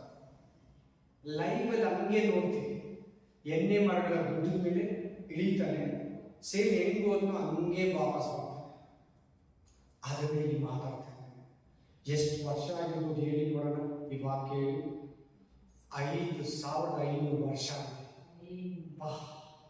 ಈ ಮಾತು ಹೇಳಿ 5500 ವರ್ಷ. ಹಾಗಾದ್ರೆ ಏನು ಜೀಸಸ್ ಬಂದು ಈ ಭೂಮಿ ಮೇಲೆ 2000 ವರ್ಷ ಆಗಿದೆ. ಈ ಮನುಷ್ಯ ಹೇಳಿ 5500 ವರ್ಷ ಆಗಿದೆ. ಹಾಗಾದ್ರೆ ಯೇಸು ಕ್ರಿಸ್ತನ ಬಗ್ಗೆ ಪ್ರತಿಯೊಬ್ಬರಿಗೂ ಒಂದು ಕ್ಲೂ ಇದೆ, ಒಂದು ಹಿಂಟಿದೆ. ಜೀಸಸ್ ರಕ್ಷಕ, ಜೀಸಸ್ ಯೇಸು ಕ್ರಿಸ್ತನು ಲೋಕ ರಕ್ಷಕ. ಪಾಪಿಗಳನ್ನು ರಕ್ಷಿಸಿ ಅವ್ರಿಗಾಗಿ ಪ್ರಾಣ ಕೊಟ್ಟು ಅವರನ್ನ ರಕ್ಷಿಸೋದಕ್ಕೆ ತನ್ನ ರಕ್ತವನ್ನು ಸುರಿಸ್ತಾನೆ.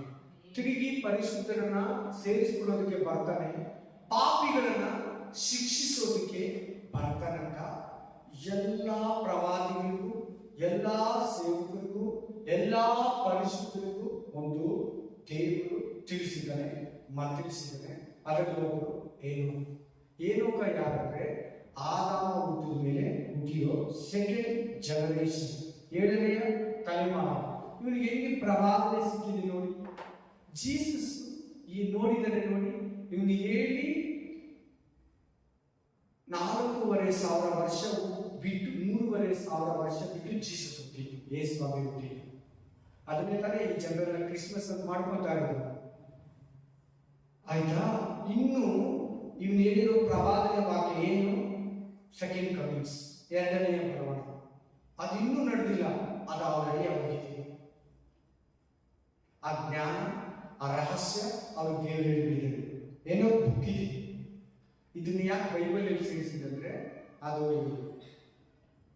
ಇಬ್ರು ಭಾಷೆಯಿದೆ, ಅದು ಸ್ವಲ್ಪ ಮಿಸ್ಟೇಕ್ ಇದೆ, ಸ್ವಲ್ಪ ಬೇರೆ ಬೇರೆ ವಿಷಯಗಳಿದೆ ಅಂತ ಏನೋ ಗ್ರಂಥನ ಸೇರಿಸಲಿಲ್ಲ. ನಿಮ್ಗೆ ಏನೋ ಬುಕ್ ಬೇಕಾದ್ರೆ ಸಿಗ್ತೈತೆ, ಎತ್ಕೊಂಡು ಹೋಗಿ. ತುಂಬಾ ರಹಸ್ಯಗಳು ಬಹಳ. ಆದ್ರೆ ಇದು ಕೂಡ ಒಂದು ಪಾಯಿಂಟ್.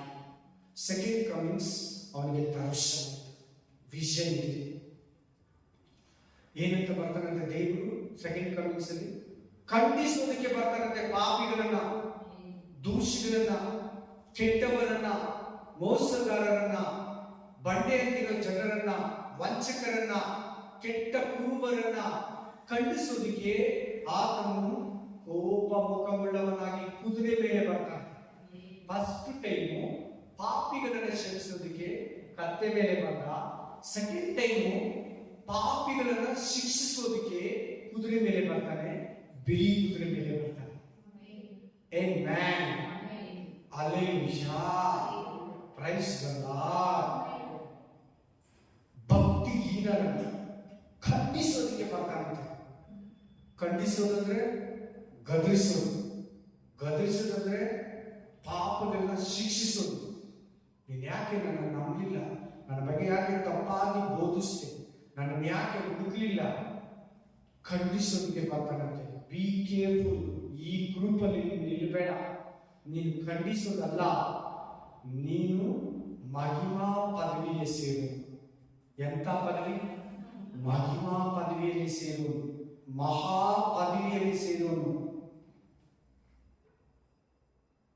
8ನೇ ವಚನದಲ್ಲಿ ನೋಡಿ,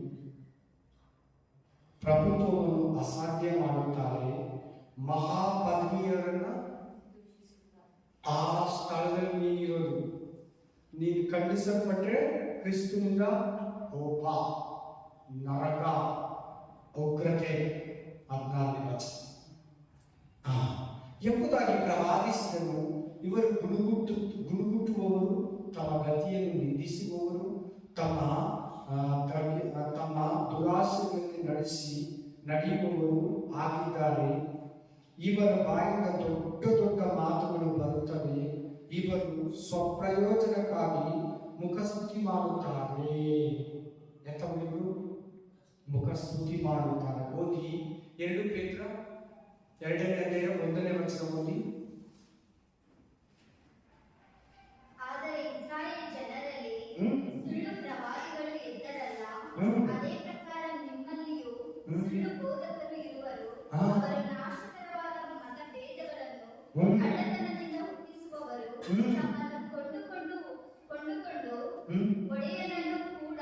ಯಾರು ನಮ್ಮನ್ನ ಕಂಡುಕೊಂಡಿದ್ದು? ಯಾರು ನಮಗೆ ರಕ್ತ ಕೊಟ್ಟು ನಮ್ಮನ್ನ ಸಂಪಾದಿಸಿಕೊಂಡಿದ್ದು, ಕೊಂಡುಕೊಂಡಿದ್ದು? ಯೇಸು ಕ್ರಿಸ್ತನನ್ನು ಕೂಡ ಅರಿಯದೆ ಸುಳ್ಳು ಪಾಸ್ಟ್ ಹೇಳಿ ಎಲ್ಲರೂ.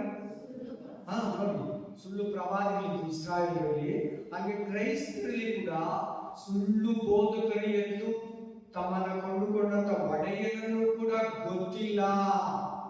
ನೀವು ಯಾವತ್ತೂ ಅಷ್ಟೇ, ಎಂಥ ಪರಿಸ್ಥಿತಿಯಲ್ಲೇ ಆಗಲಿ, ಪ್ರಾಣ ಹೋಗುವ ಸಮಯ ಆಗಲಿ, ನಿಮ್ ಕೆಲಸ ಹೋಗುವ ಸಮಯನೇ ಆಗಲಿ, ನಾನು ಕ್ರಿಸ್ತು ಅಲ್ಲ, ನಾನು ಕ್ರಿಶ್ಚಿಯನ್ ಅಲ್ಲ ಅಂತ ಹೇಳಿ ಆ ಸಿಕ್ಕಿಲ್ಲದ್ರೂ ಪರವಾಗಿಲ್ಲ. ಆ ಸ್ಕೂಲಲ್ಲಿ, ಕಾಲೇಜಲ್ಲಿ ನೀವು ಕ್ರಿಸ್ತನ ಎಸ್ ಐ ಕ್ರೈಸ್ಟ್, ನಾನು ಕ್ರಿಸ್ತು, ನಾನು ಚರ್ಚ್ಗೆ ಹೋಗು, ನಾನು ರಕ್ಷಣೆ ಹೋಗಿದ್ದು, ನಾನು ದೇವರು ಇಲ್ಲ ಅನ್ಬೇಡ.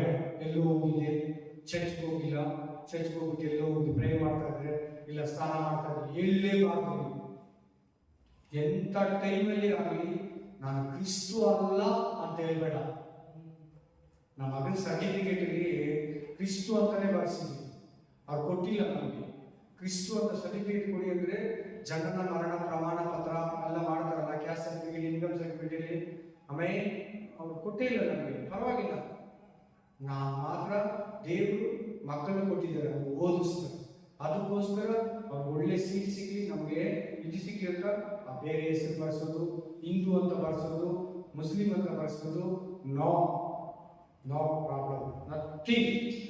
ನಾವು ಯಾವುದೇ ಕಾರಣಕ್ಕೂ ಸಾಯೋವರೆಗೂ ಈ ಭೂಮಿಯಲ್ಲಿರೋವರೆಗೂ ಕ್ರಿಸ್ತು ಪಾಸ್ಟರ್ ಸೇವಕರು ನಾಚಿಕೆ ಇಲ್ಲದೆ ಹೇಳ್ತೀನಿ. ಯಾರನ್ನ ಕೇಳಿದ್ರೆ ಮತ್ತು ರಿಯಲ್ ಎಸ್ಟೇಟ್ ಮಾಡ್ತಾ ಇದೆ, ಬಡ್ಡಿ ಕೊಡ್ತಾ ಇದೆ, ಅಂಗಡಿ ಬಿಸ್ನೆಸ್ ನಡೆಸ್ತಾ ಇದೆ, ಈ ಕೇಳಿದ್ರೆ ಏನು ಮಾಡ್ತಾ ಇದ್ದಾರೆ? ನಾನು ಪಾಸ್ಟರ್, ಚರ್ಚ್ ಇದೆ, ವೇಗವಾಗಿ ಹೇಳ್ಬಿಡ್ತೀನಿ. ಅಲ್ಲ, ಇದೇನು ಮಾಡ್ತಾ ಇದ್ದೀನಿ, ಚಿಕ್ಕದಾಗಿ ಬಿಸ್ನೆಸ್ ಮಾಡ್ತಾ ಇದ್ದೀನಿ, ಮನೆಯಲ್ಲೇ ಮಾಡ್ತಾ ಇದ್ದೀನಿ, ಏನು ಮುಚ್ಚು ಮಾಡಿದ್ದೀನಿ, ಈಗ ನಾನು ಪಾಸ್ಟರ್. ಅದು ಕೂಡ ಕ್ರಿಸ್ತು ಗೊತ್ತು ಅಂತ ಹೇಳಿ ಯಾವುದೇ ಕಾರಣವಶ ಅಂತ ಸೋದರಿಗಳೆಲ್ಲ ಬರ್ತವೆ ನಿಮ್ಗ. ಕ್ರಿಸ್ತು ಅಂತ ಹೇಳ್ಕೊಂಡ್ರೆ ನಮ್ಗೆ ಮರ್ಯಾದೆ ಇರಲ್ಲ, ಕ್ರಿಸ್ತು ಅಂತ ಹೇಳ್ಕೊಂಡ್ರೆ ಸೀಟ್ ಸಿಗಲ್ಲ, ಕ್ರಿಸ್ತು ಅಂತ ಹೇಳಿದ್ರೆ ನಮ್ಮ ಅಂಗಡಿಗೆ ಹೋಗ್ಲಿಕ್ಕೆ ಯಾರು ಬರಲ್ಲ ಅನ್ನು ಬೇಡ. ನಿನ್ನ ವೀಕ್ನೆಸ್. ಆಮೇಲೆ ನೆಕ್ಸ್ಟ್ 17ನೇ ವಚನ. ಪ್ರಿಯರೇ, ನೀವಾದರೂ ನಮ್ಮ ಕರ್ತನಾದ ಯೇಸು ಕ್ರಿಸ್ತನ ಅಪೊಸ್ತಲರು ಮೊದಲು ಹೇಳಿದ ಮಾತುಗಳನ್ನು ಜ್ಞಾಪಕ ಮಾಡಿಕೊಳ್ಳಿರಿ. ಭಕ್ತಿಗೆ ವಿರುದ್ಧವಾದ ತಮ್ಮ ಆಶೆಗಳನ್ನು ಅನುಸರಿಸಿ ನಡೆಯುವ ಉಚೋದ್ಯಗಾರರು ಅಂತ್ಯಕಾಲದಲ್ಲಿ ಇರುವರೆಂದು ನಿಮಗೆ ಹೇಳಿದರಲ್ಲ. ಇವರು ವೇದಗಳನ್ನು ಉಂಟು ಮಾಡುವವರು, ಪ್ರಾಕೃತ ಮನುಷ್ಯರು, ದೇವರಾತ್ಮ ಇಲ್ಲದವರು ಆಗಿದ್ದಾರೆ. ಅಪೊಸ್ತಲರು ಹೇಳಿದಾರಲ್ಲ, ಅಂತ್ಯಕಾಲದಲ್ಲಿ, ಕಡೆ ಕಾಲದಲ್ಲಿ ಕ್ರಿಸ್ತು ವಿರೋಧಿಗಳು ಬರ್ತಾರೆ, ದೇವರ ಆತ್ಮ ಇಲ್ಲದವರು ಬರ್ತಾರೆ, ಚಪಲ ಚಿತ್ತರು ಬರ್ತಾರೆ, ಸುಳ್ಳು ಬೋಧಕರು ಬರ್ತಾರೆ, ಸುಳ್ಳು ವಿರೋಧಿಗಳು ಬರ್ತಾರೆ, ಕುಚೋದ್ಯಗಾರರು ಬರ್ತಾರೆ ಅಂತ ನಿಮಗೆ ಮೊದಲೇ ಹೇಳಿದಾರಲ್ಲ. ಹುಷಾರ್, ಎಚ್ಚರ, ಜಾಗ್ರತೆ. ಕುಚೋದ್ಯ ಮಾಡೋರು, ತರ್ಕ ಮಾಡೋರು, ಬೈಬಲ್ ಉಲ್ಟ ಸಿದ್ಧ ಮಾಡೋರು, ನಿನ್ನೆ ಸಂಶಯ ಬರೋ ತರ ಮಾಡ್ಬಿಡ್ತಾರೆ. ನಿಮ್ ಪಾಸ್ಟರ್ನೇ ಡೌಟ್ ಕೊಡೋ ತರ ಮಾಡ್ಬಿಡ್ತಾರೆ. ಯೇಸುನೇ ನೀನು ಡೌಟ್ ಪಟ್ಬಿಡ್ಬೇಕು, ಇದನ್ನ ದೇವರ ದೇವದೂತನ, ಒಬ್ಬ ಪ್ರವಾದಿನ ಅಥವಾ ದೇವರ ಮಗನ, ಕ್ರಿಸ್ತುನ, ಕ್ರಿಸ್ತು ಅಲ್ವಾ ಅನ್ನೋ ತರ ಬಂದ್ಬಿಡ್ಬೇಕು. ಕುಚೋದ್ಯ ಮಾಡ್ತಾರೆ. ದೇವರ ಆತ್ಮ ಇಲ್ಲದವರು, ದೇವರ ಆತ್ಮ ಇಲ್ಲದ ಒಂದು ವಿಶ್ವಾಸಿ ಆಗಲಿ, ಪಾಸ್ಟರ್ ಆಗಲಿ ಇರಬಾರ್ದು. ಸೇವೆ ಮಾಡೋ ಸೇವಕನು, ಪ್ರೇಯರ್ ಮಾಡುವ ವಿಶ್ವಾಸನು ದೇವರ ಆತ್ಮ ಇರಬೇಕು. ದೇವರ ಆತ್ಮ ಇಲ್ಲ ಅಂದ್ರೆ ಕಷ್ಟ. ಈಗಲೇ ಹೇಳ್ತೀವಿ ನೋಡಲ್ಲ, ಏನಂತ ಇದ್ದಾನೆ, ನೀನು ಏನಂತಾನೆ, ನಾಳೆ ಇಲ್ಲ ನನ್ನನ್ನು ಏನಂತಾನೆ, ದೇವರ ಆತ್ಮ ಇಲ್ಲದವರು ಆಗಿದ್ದಾರೆ. ಪ್ರಿಯರೇ, ನೀವಾದರೂ ನೀವು ಇರುವ ಅತಿ ಪರಿಶುದ್ಧವಾದ ಕ್ರಿಸ್ತ ನಂಬಿಕೆಯನ್ನು ಆಧಾರ ಮಾಡಿಕೊಂಡು ಭಕ್ತಿಯಲ್ಲಿ ಅಭಿವೃದ್ಧಿಯನ್ನೇ ಹೊಂದುತ್ತಾ, ಪವಿತ್ರಾತ್ಮ ಪ್ರೇರಿತರಾಗಿ ಪ್ರಾರ್ಥನೆ ಮಾಡುತ್ತಾ, ನಿತ್ಯ ಜೀವಕ್ಕಾಗಿ ನಮ್ಮ ಕರ್ತನಾದ ಯೇಸು ಕ್ರಿಸ್ತನ ಕರುಣೆಯನ್ನು ಎದುರು ನೋಡುತ್ತಾ ನಿಮ್ಮನ್ನು ದೇವರ ಪ್ರೀತಿಯಲ್ಲಿ ಕಾಪಾಡಿಕೊಳ್ಳಿ. ಎಷ್ಟು ಪಾಯಿಂಟ್ ಇದೆ ನೋಡಿ 20ನೇ ವಚನದಲ್ಲಿ. ನಿನಗಿದೆ ಇವಾಗ ಇಲ್ಲಿಂದ ಹೇಳೋದೆಲ್ಲ ನಿನಗೆ. 3ನೇ ವಚನದಿಂದ 19ನೇ ವಚನ ತನಕ ಹೇಳಿದ್ದು ಕ್ರಿಸ್ತು ವಿರೋಧಿಗಳಿಗೆ. 1ನೇ ವಚನ 2ನೇ ವಚನ ಯೂದನ ಪರಿಚಯ ಮಾಡಿ, 3ನೇ ವಚನದಿಂದ 19ನೇ ವಚನ ತನಕ ಕೆಟ್ಟ ಕ್ರೈಸ್ತರು ವಿರೋಧಿಗಳ ಬಗ್ಗೆ, ಸುಳ್ಳು ಬೋಧಕರ ಬಗ್ಗೆ. 20ನೇ ವಚನದಿಂದ ನಿನಗೆ ಹೆಂಗಿರ್ಬೇಕಂತ, ನೀನು ಒಂದು ಅತಿ ಪರಿಶುದ್ಧವಾದ ಕ್ರಿಸ್ತ ನಂಬಿಕೆಯನ್ನ ನಿನ್ನ ಲೈಫ್ಗೆ ಆಧಾರ ಮಾಡು. ನಿನ್ನ ಆಧಾರ ಏನಂದ್ರೆ ಕ್ರಿಸ್ತ ನಂಬಿಕೆ. ಹಳೆಯ ಒಡಂಬಡಿಕೆಯಲ್ಲಿ ಕ್ರಿಸ್ತ ನಂಬಿಕೆ ಇತ್ತ ಇಲ್ಲ. ಹೊಸ ಒಡಂಬಡಿಕೆಯಾಗಿರೋ ನಿಮಗೆ ಮಾತ್ರ ಕ್ರಿಸ್ತ ನಂಬಿಕೆ, ನಿನಗೆ ನಂಬಿಕೆ. ಕ್ರಿಸ್ತನ ಯಾವಾಗ ಹುಟ್ಟಿದ್ನೋ, ಕ್ರಿಸ್ತನ ಯಾವಾಗ ಪ್ರಾಣ ಕೊಟ್ಟನೋ, ಕ್ರಿಸ್ತನ ಯಾವಾಗ ಸತ್ತು ನಮಗಾಗಿ ಎದ್ದು ಬಂದನೋ, ಕ್ರಿಸ್ತ ನಂಬಿಕೆ ಸ್ಟಾರ್ಟ್ ಆಯಿತು. ಅವರೆಲ್ಲ ಕ್ರಿಸ್ತನಲ್ಲಿ ಸತ್ತಿಲ್ಲ, ನಾವೆಲ್ಲ ಕ್ರಿಸ್ತನಲ್ಲಿ ಸಾಗೋಣ. ಅವರೆಲ್ಲ ಧರ್ಮಶಾಸ್ತ್ರದಲ್ಲಿ ಸತ್ತಿದ್ದು, ಮೋಶೆ ಧರ್ಮಶಾಸ್ತ್ರದಲ್ಲಿ ಸತ್ತಿದ್ದು. ನಾವು ಮೋಶೆ ಧರ್ಮಶಾಸ್ತ್ರದಲ್ಲಿ ಜೀವಿಸ್ತಾ ಇರೋರಲ್ಲ, ಕೃಪೆಯ ಜೀವಿಸ್ತಾ ಇರೋರು, ಕ್ರಿಸ್ತ ನಂಬಿಕೆಯಲ್ಲಿ ಜೀವಿಸ್ತಾ ಇರೋರು. ನೀನು ನಿನ್ನ ಆತ್ಮಿಕ ಜೀವನದಲ್ಲಿ, ನಿನ್ನ ಸ್ಪಿರಿಚುವಲ್ ಲೈಫಲ್ಲಿ ಕ್ರಿಸ್ತ ನಂಬಿಕೆಯನ್ನ ಆಧಾರ ಮಾಡು. ಅದು ನಿಮಗೆ ತುಂಬಾ ಬಲ, ಶಕ್ತಿ, ಪ್ರೇರೇಪಣೆ, ಸಹಾಯ ಮಾಡ್ತದೆ. ಎರಡು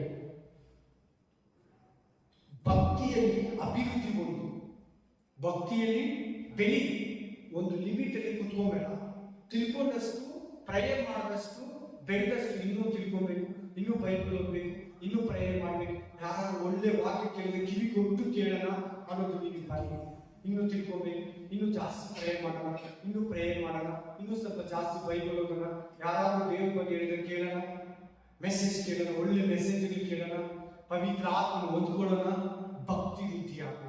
ಒಳ್ಳೆ ಫಸ್ಟು ಪರಿಶುದ್ಧವಾದ ನಂಬಿಕೆನ ಆಧಾರ ಮಾಡಬೇಕು. 2 ಭಕ್ತಿಯಲ್ಲಿ ಬೆಳಿಬೇಕು. 3 ಪವಿತ್ರಾತ್ಮ ಪ್ರೇರೇಪಣೆ ಹೊಂದಿ ಪ್ರೇಯರ್ ಮಾಡಬೇಕು. ಪವಿತ್ರಾತ್ಮ ನಿನ್ನ ಪ್ರೇಯರ್ಗೆ ಪ್ರೇರೇಪಿಸಬೇಕು. ಆ ಪ್ರೇಯರ್ ನೀನು ಮಾಡಬೇಕು. ಅದು ದೇವರಿಗೆ ಇಷ್ಟ. ನೀನು ಪ್ರೇಯರ್ ಮಾಡೋದು ಬೇರೆ, ಬೇರೆಯವರಿಗೆ ಪ್ರೇಯರ್ ಮಾಡೋದು ಬೇರೆ. ನಿನ್ನಲ್ಲಿರೋ ಪವಿತ್ರ ಆತ್ಮ ನಿನ್ನ ಪ್ರೇರೇಪಿಸಬೇಕು. ಪ್ರೇರಕ.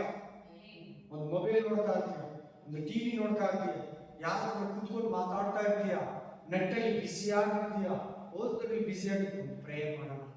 ಇಷ್ಟು ಪ್ರಾಬ್ಲಮ್ ಇದೆ, ಒಂದು ಪ್ರೇಯರ್ ಮಾಡೋಣ. ಇಂಥ ಪ್ರೇಯರ್ ಮಾಡೋಣ, ವಾಕ್ಯ ಪ್ರೇಯರ್ ಮಾಡೋಣ. ಇದೇ ಪವಿತ್ರ ಆತ್ಮ ಪ್ರೇರೇಪಣೆ. ನಾನು ಯಾಕೆ ಪ್ರೇಯರ್ ಮಾಡಬಾರ್ದು? ದೇವರ ಆತ್ಮ ಪ್ರೇರೇಪಿಸ್ತಾನೆ. ನಾನು ಮೊದಲು ಒಳ್ಳೆ ಪ್ರೇಯರ್ ಮಾಡ್ತಾ ಇದ್ದೆ, ಯಾಕೆ ನಾನು ಇವಾಗ ಹೀಗಾಗ್ಬಿಟ್ಟೆ? ದೇವರ ಆತ್ಮ ಪ್ರೇರೇಪಿಸ್ತಾನೆ. 3ನೇದು, ನಿತ್ಯ ಜೀವಕ್ಕಾಗಿ ನಮ್ಮ ಕರ್ತನಾದ ಯೇಸು ಕ್ರಿಸ್ತನ ಕರುಣೆಯನ್ನ ಎದುರು ನೋಡುತ್ತಾ. ನಿತ್ಯ ಜೀವ ಯಾವಾಗ ಬರ್ತಾನೆ ಏಸಪ್ಪ, ಯಾವಾಗ ಬಂದು ನಾನು ಜೀಸಸ್ ಕರ್ಕೊಂಡು ಹೋಗ್ತಾನೆ. ಆಮೇಲೆ ಈ ಎಕ್ಸ್ಪೆಕ್ಟೇಷನ್ ನಿಮಗಿರ್ಬೇಕು. ಇದು ಕೂಡ ಇರಬೇಕು. 4ನೇದು. 5 ನಿಮ್ಮನ್ನು ದೇವರ ಪ್ರೀತಿಯಲ್ಲಿ ಕಾಪಾಡ್ಕೊಳ್ಳಿ. ನಿಮ್ಮನ್ನು ನೀವು ಕಾಪಾಡ್ಕೊಳ್ಳಿ. ಬರೀ ಪಾಸ್ಟ್ ಮೇಲೆ ಡಿಪೆಂಡ್ ಆಗಬೇಡ, ನಿನ್ನ ಮೇಲೆ ಡಿಪೆಂಡ್ ಆಗಬೇಡ, ದೇವರ ಪ್ರೀತಿ ಮೇಲೆ ಡಿಪೆಂಡ್ ಆಗ. ದೇವರ ಪ್ರೀತಿ ನಿನ್ನನ್ನು ಕಾಪಾಡ್ತದೆ. ಯಾವಾಗ ಮಾತಾಡೋದು ದೇವರ ಪ್ರೀತಿ ಬಗ್ಗೆ? ನಮ್ಮ ಸಭೆಯಲ್ಲಿ ಯಾವಾಗ ಮಾತಾಡೋದು? 2 weeks ಬ್ಯಾಕ್ ದೇವರ ಪ್ರೀತಿ ಬಗ್ಗೆ ಮಾತಾಡೋದು. ನೀನು ಪ್ರೀತಿಯಲ್ಲಿ ಇರ್ಬೇಕಂತ ಮಾತಾಡೋದು. ದೇವರ ಪ್ರೀತಿಯನ್ನು ಹೊಂದಿಕೊಂಡು ಆ ಪ್ರೀತಿಯಿಂದ ಬೇರೆಯವರ ಪ್ರೀತಿಸುವಾಗ, ನೀನು ಪ್ರೀತಿನ ಎಲ್ಲ ಮಾಡುವಾಗ ಆ ಪ್ರೀತಿ ನಿನ್ನನ್ನು ಕಾಪಾಡ್ತದೆ. ದೇವರ ಪ್ರೀತಿ ತುಂಬಾ ದೊಡ್ಡದು. ನಂಬಿಕೆ, ನಿರೀಕ್ಷೆ, ಪ್ರೀತಿ, ಇವುಗಳಲ್ಲಿ ದೊಡ್ಡದು ಪ್ರೀತಿ. ಕಡೆಗೆ ಇರೋದೇ ನಂಬಿಕೆ, ನಿರೀಕ್ಷೆ, ಪ್ರೀತಿ. ಇದರಲ್ಲಿ ದೊಡ್ಡದು ಪ್ರೀತಿ. ತುಂಬಾ ಪವರ್ಫುಲ್ ವೆಪನ್. ನೆಕ್ಸ್ಟ್ ನಿನಗೆ ಇನ್ನೊಂದು ಕೆಲಸ ಕೊಡ್ತಾರೆ. 22ನೇ ವಚನ ಏನು? ಸಂದೇಹ ಪಡುವವರ ಕೆಲವರಿಗೆ ಕರುಣೆಯನ್ನು ತೋರಿಸು. ಯಾರನ್ನ? ಕ್ರಿಸ್ತನಲ್ಲಿ ಡೌಟ್ ಆಗಿ ಸಂಶಯದಲ್ಲಿದ್ರೆ, ವೀಕ್ ಆಗಿದ್ರೆ, ಬೈಬಲ್ ವೀಕ್ ಆಗಿದ್ರೆ, ರಕ್ಷಣೆಯಲ್ಲಿ ವೀಕ್ ಆಗಿದ್ರೆ, ಪ್ರೇಯರ್ಲಿ ವೀಕ್ ಆಗಿದ್ರೆ, ಅವ್ರಿಗೆ ಧೈರ್ಯ ಕೊಡು, ಅವ್ರಿಗೆ ವಾಕ್ಯ ಹೇಳು. ಅವ್ನು ಕೂರಿಸ್ಕೊಂಡು ಪ್ರೇಯರ್ ಮಾಡಿ, ಅವ್ರು ಕೂತ್ಕೊಂಡು ಅವ್ರಿಗೆ ದೇವರ ವಾಕ್ಯ ಹೇಳಿ. ನೋಡೋದೇ ನೋಡ್ಕೊಳ್ಳಿ. 21ನೇ ವಚನ, 22ನೇ ವಚನ. ಸಂದೇಹ ಪಡುವ ಕೆಲವರನ್ನು ಕರುಣೆ ತೋರಿಸು. ಅವ್ರು ಡೌಟ್ ಆಗಿರ್ತಾರೆ, ಅವ್ರು ಕಾನ್ಫಿಡೆನ್ಸ್ ಆಗಿ ಮಾತಾಡಿ. ನೀವು ಹೆಂಗ್ ಮಾತಾಡ? ದುಡ್ಡುವಾಗಿ ಮಾತಾಡು. ಬೈಬಲ್ ಸ್ಟ್ರಾಂಗ್ ಆಗಿದೆ ಬ್ರದರ್ ಸಿಸ್ಟರ್. ಭಯ ಪಡಬೇಡ. ದೇವರು ನಿನ್ಗೆ ಸಹಾಯ ಮಾಡ್ತಾನೆ. ನಿನ್ನ ಪಾಪವನ್ನು ಕ್ಷಮಿಸ್ತಾನೆ. ನಿನ್ನ ಕಾಯಿಲೆ ಏನು ಮಾಡ್ತಾನೆ? ನೀನು ಮತ್ತೆ ಕೆಲಸಕ್ಕೆ ಹೋಗ್ತೀವಿ, ನೀನು ಮತ್ತೆ ನಿದ್ರೆ ಮಾಡ್ತೀವಿ, ನಿಮ್ಮ ಮತ್ತೆ ಊಟ ತಿಂತೀಯ. ಈ ಥರ ಮಾತುಗಳು, ಅಯ್ಯೋ ಮಾಡ್ತಾನೋ, ಅಯ್ಯೋ ಇವ್ರು ಮೇಲಾಗುತ್ತೆಯೋ, ಅಯ್ಯೋ ಇವ್ರು ಕೆಲಸ ಕೊಡ್ತಾನೋ, ನಾನು ಹೇಳಿದ್ರೆ, ಅಯ್ಯೋ ನಾನು ಹೇಳಿದ್ರೆ ಸತ್ತೋಗ್ಬಿಟ್ರೆ ಇವ್ರ ಮನೆ ಮೇಲೆ ನೀನು ಅನ್ಕೊಂತಾರೋ. ಹಂಗೆಲ್ಲ ಯಾರ ಮನೆಗೂ ಹೋಗ್ಬೇಡ, ಯಾರು ಹೇಳಲೇಬೇಡ. ಕಾನ್ಫಿಡೆನ್ಸ್ ಆಗಿ ಮಾತಾಡ.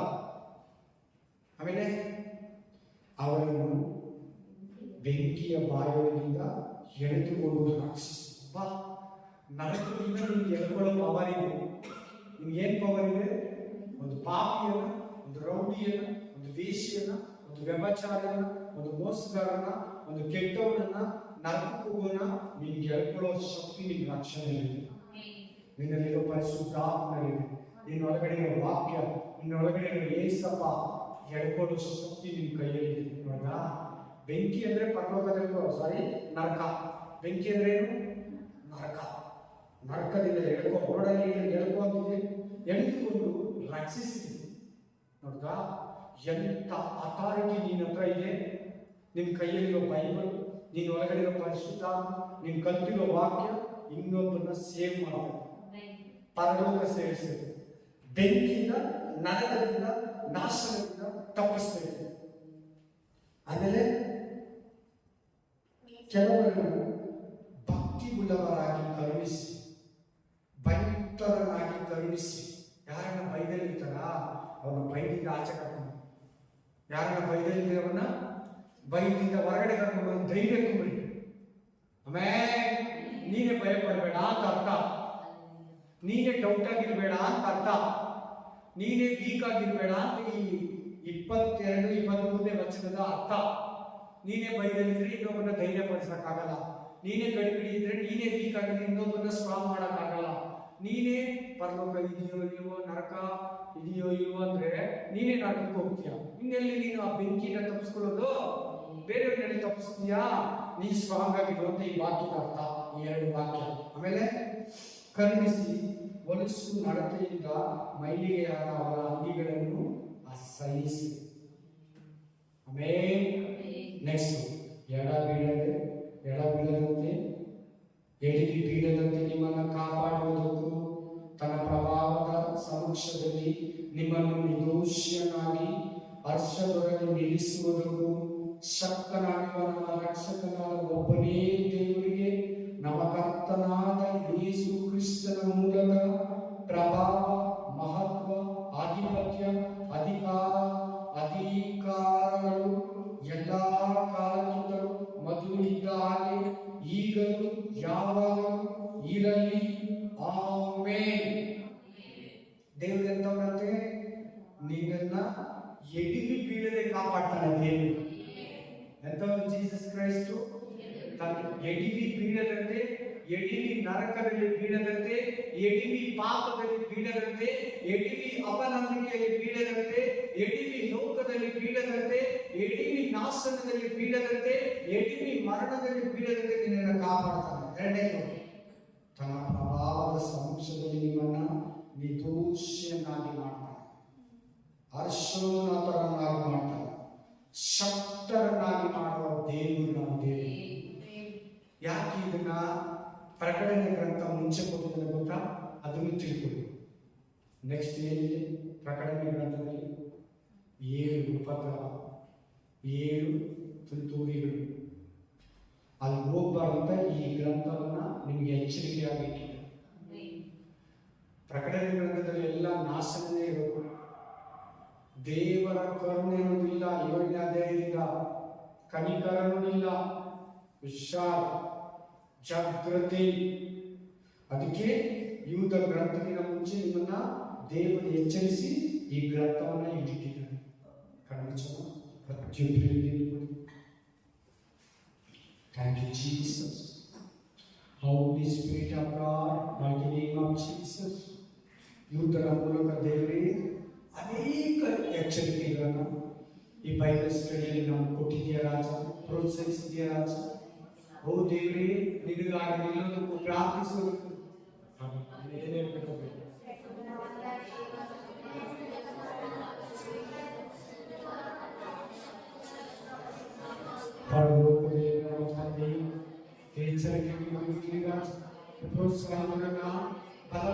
ನಂಬಿಕೆಯಲ್ಲಿ ದೃಢಪಡಿಸು, ನಂಬಿಕೆಯಲ್ಲಿ ಸ್ಥಿರಪಡಿಸು, ನಂಬಿಕೆಯಲ್ಲಿ ಆಶೀರ್ವದಿಸು. ಯೇಸುವಿನ ನಾಮದಲ್ಲಿ ಎಲ್ಲ ಸಭೆಗಳು, ಎಲ್ಲ ಬೆಳೆಯಲು ಘನಮಾನ, ಮಹಿಮೆ, ಪ್ರಭಾವ, ಕೃತಜ್ಞತಾ, ಸ್ತುತಿ, ಉಪಕಾರ, ಸ್ತೋತ್ರಗಳು ನಿಮಗೆ ಒಬ್ಬರಿಗೆ ಸಮರ್ಪಿಸಿ, ಒಪ್ಪಿಸಿ, ತಗ್ಗಿಸಿಕೊಡುತ್ತಾರೆ. ಆಶೀರ್ವದಿಸಿ, ಬಲಪಡಿಸು. ಯೇಸುವಿನ ನಾಮದಲ್ಲಿ ಆಮೆನ್, ಆಮೆನ್, ಆಮೆನ್. ನಮ್ಮೊಂದಿಗೆ ಕರ್ತನನ್ನು ಕೊಂಡ ನನ್ನ ಸರ್ವೈಕ್ಯವಾದ ಪವಿತ್ರ ನಾಮವನ್ನು ಕೀರ್ತಿಸಿ, ನನ್ನ ಮಕ್ಕಳಿಗೆ ಕರ್ತನನ್ನು ಕೊಂಡ ಆತನು ಮಾಡಿದ ಉಪಕಾರಗಳು ಬಂದರೂ ಮರೆಯಲಿರು.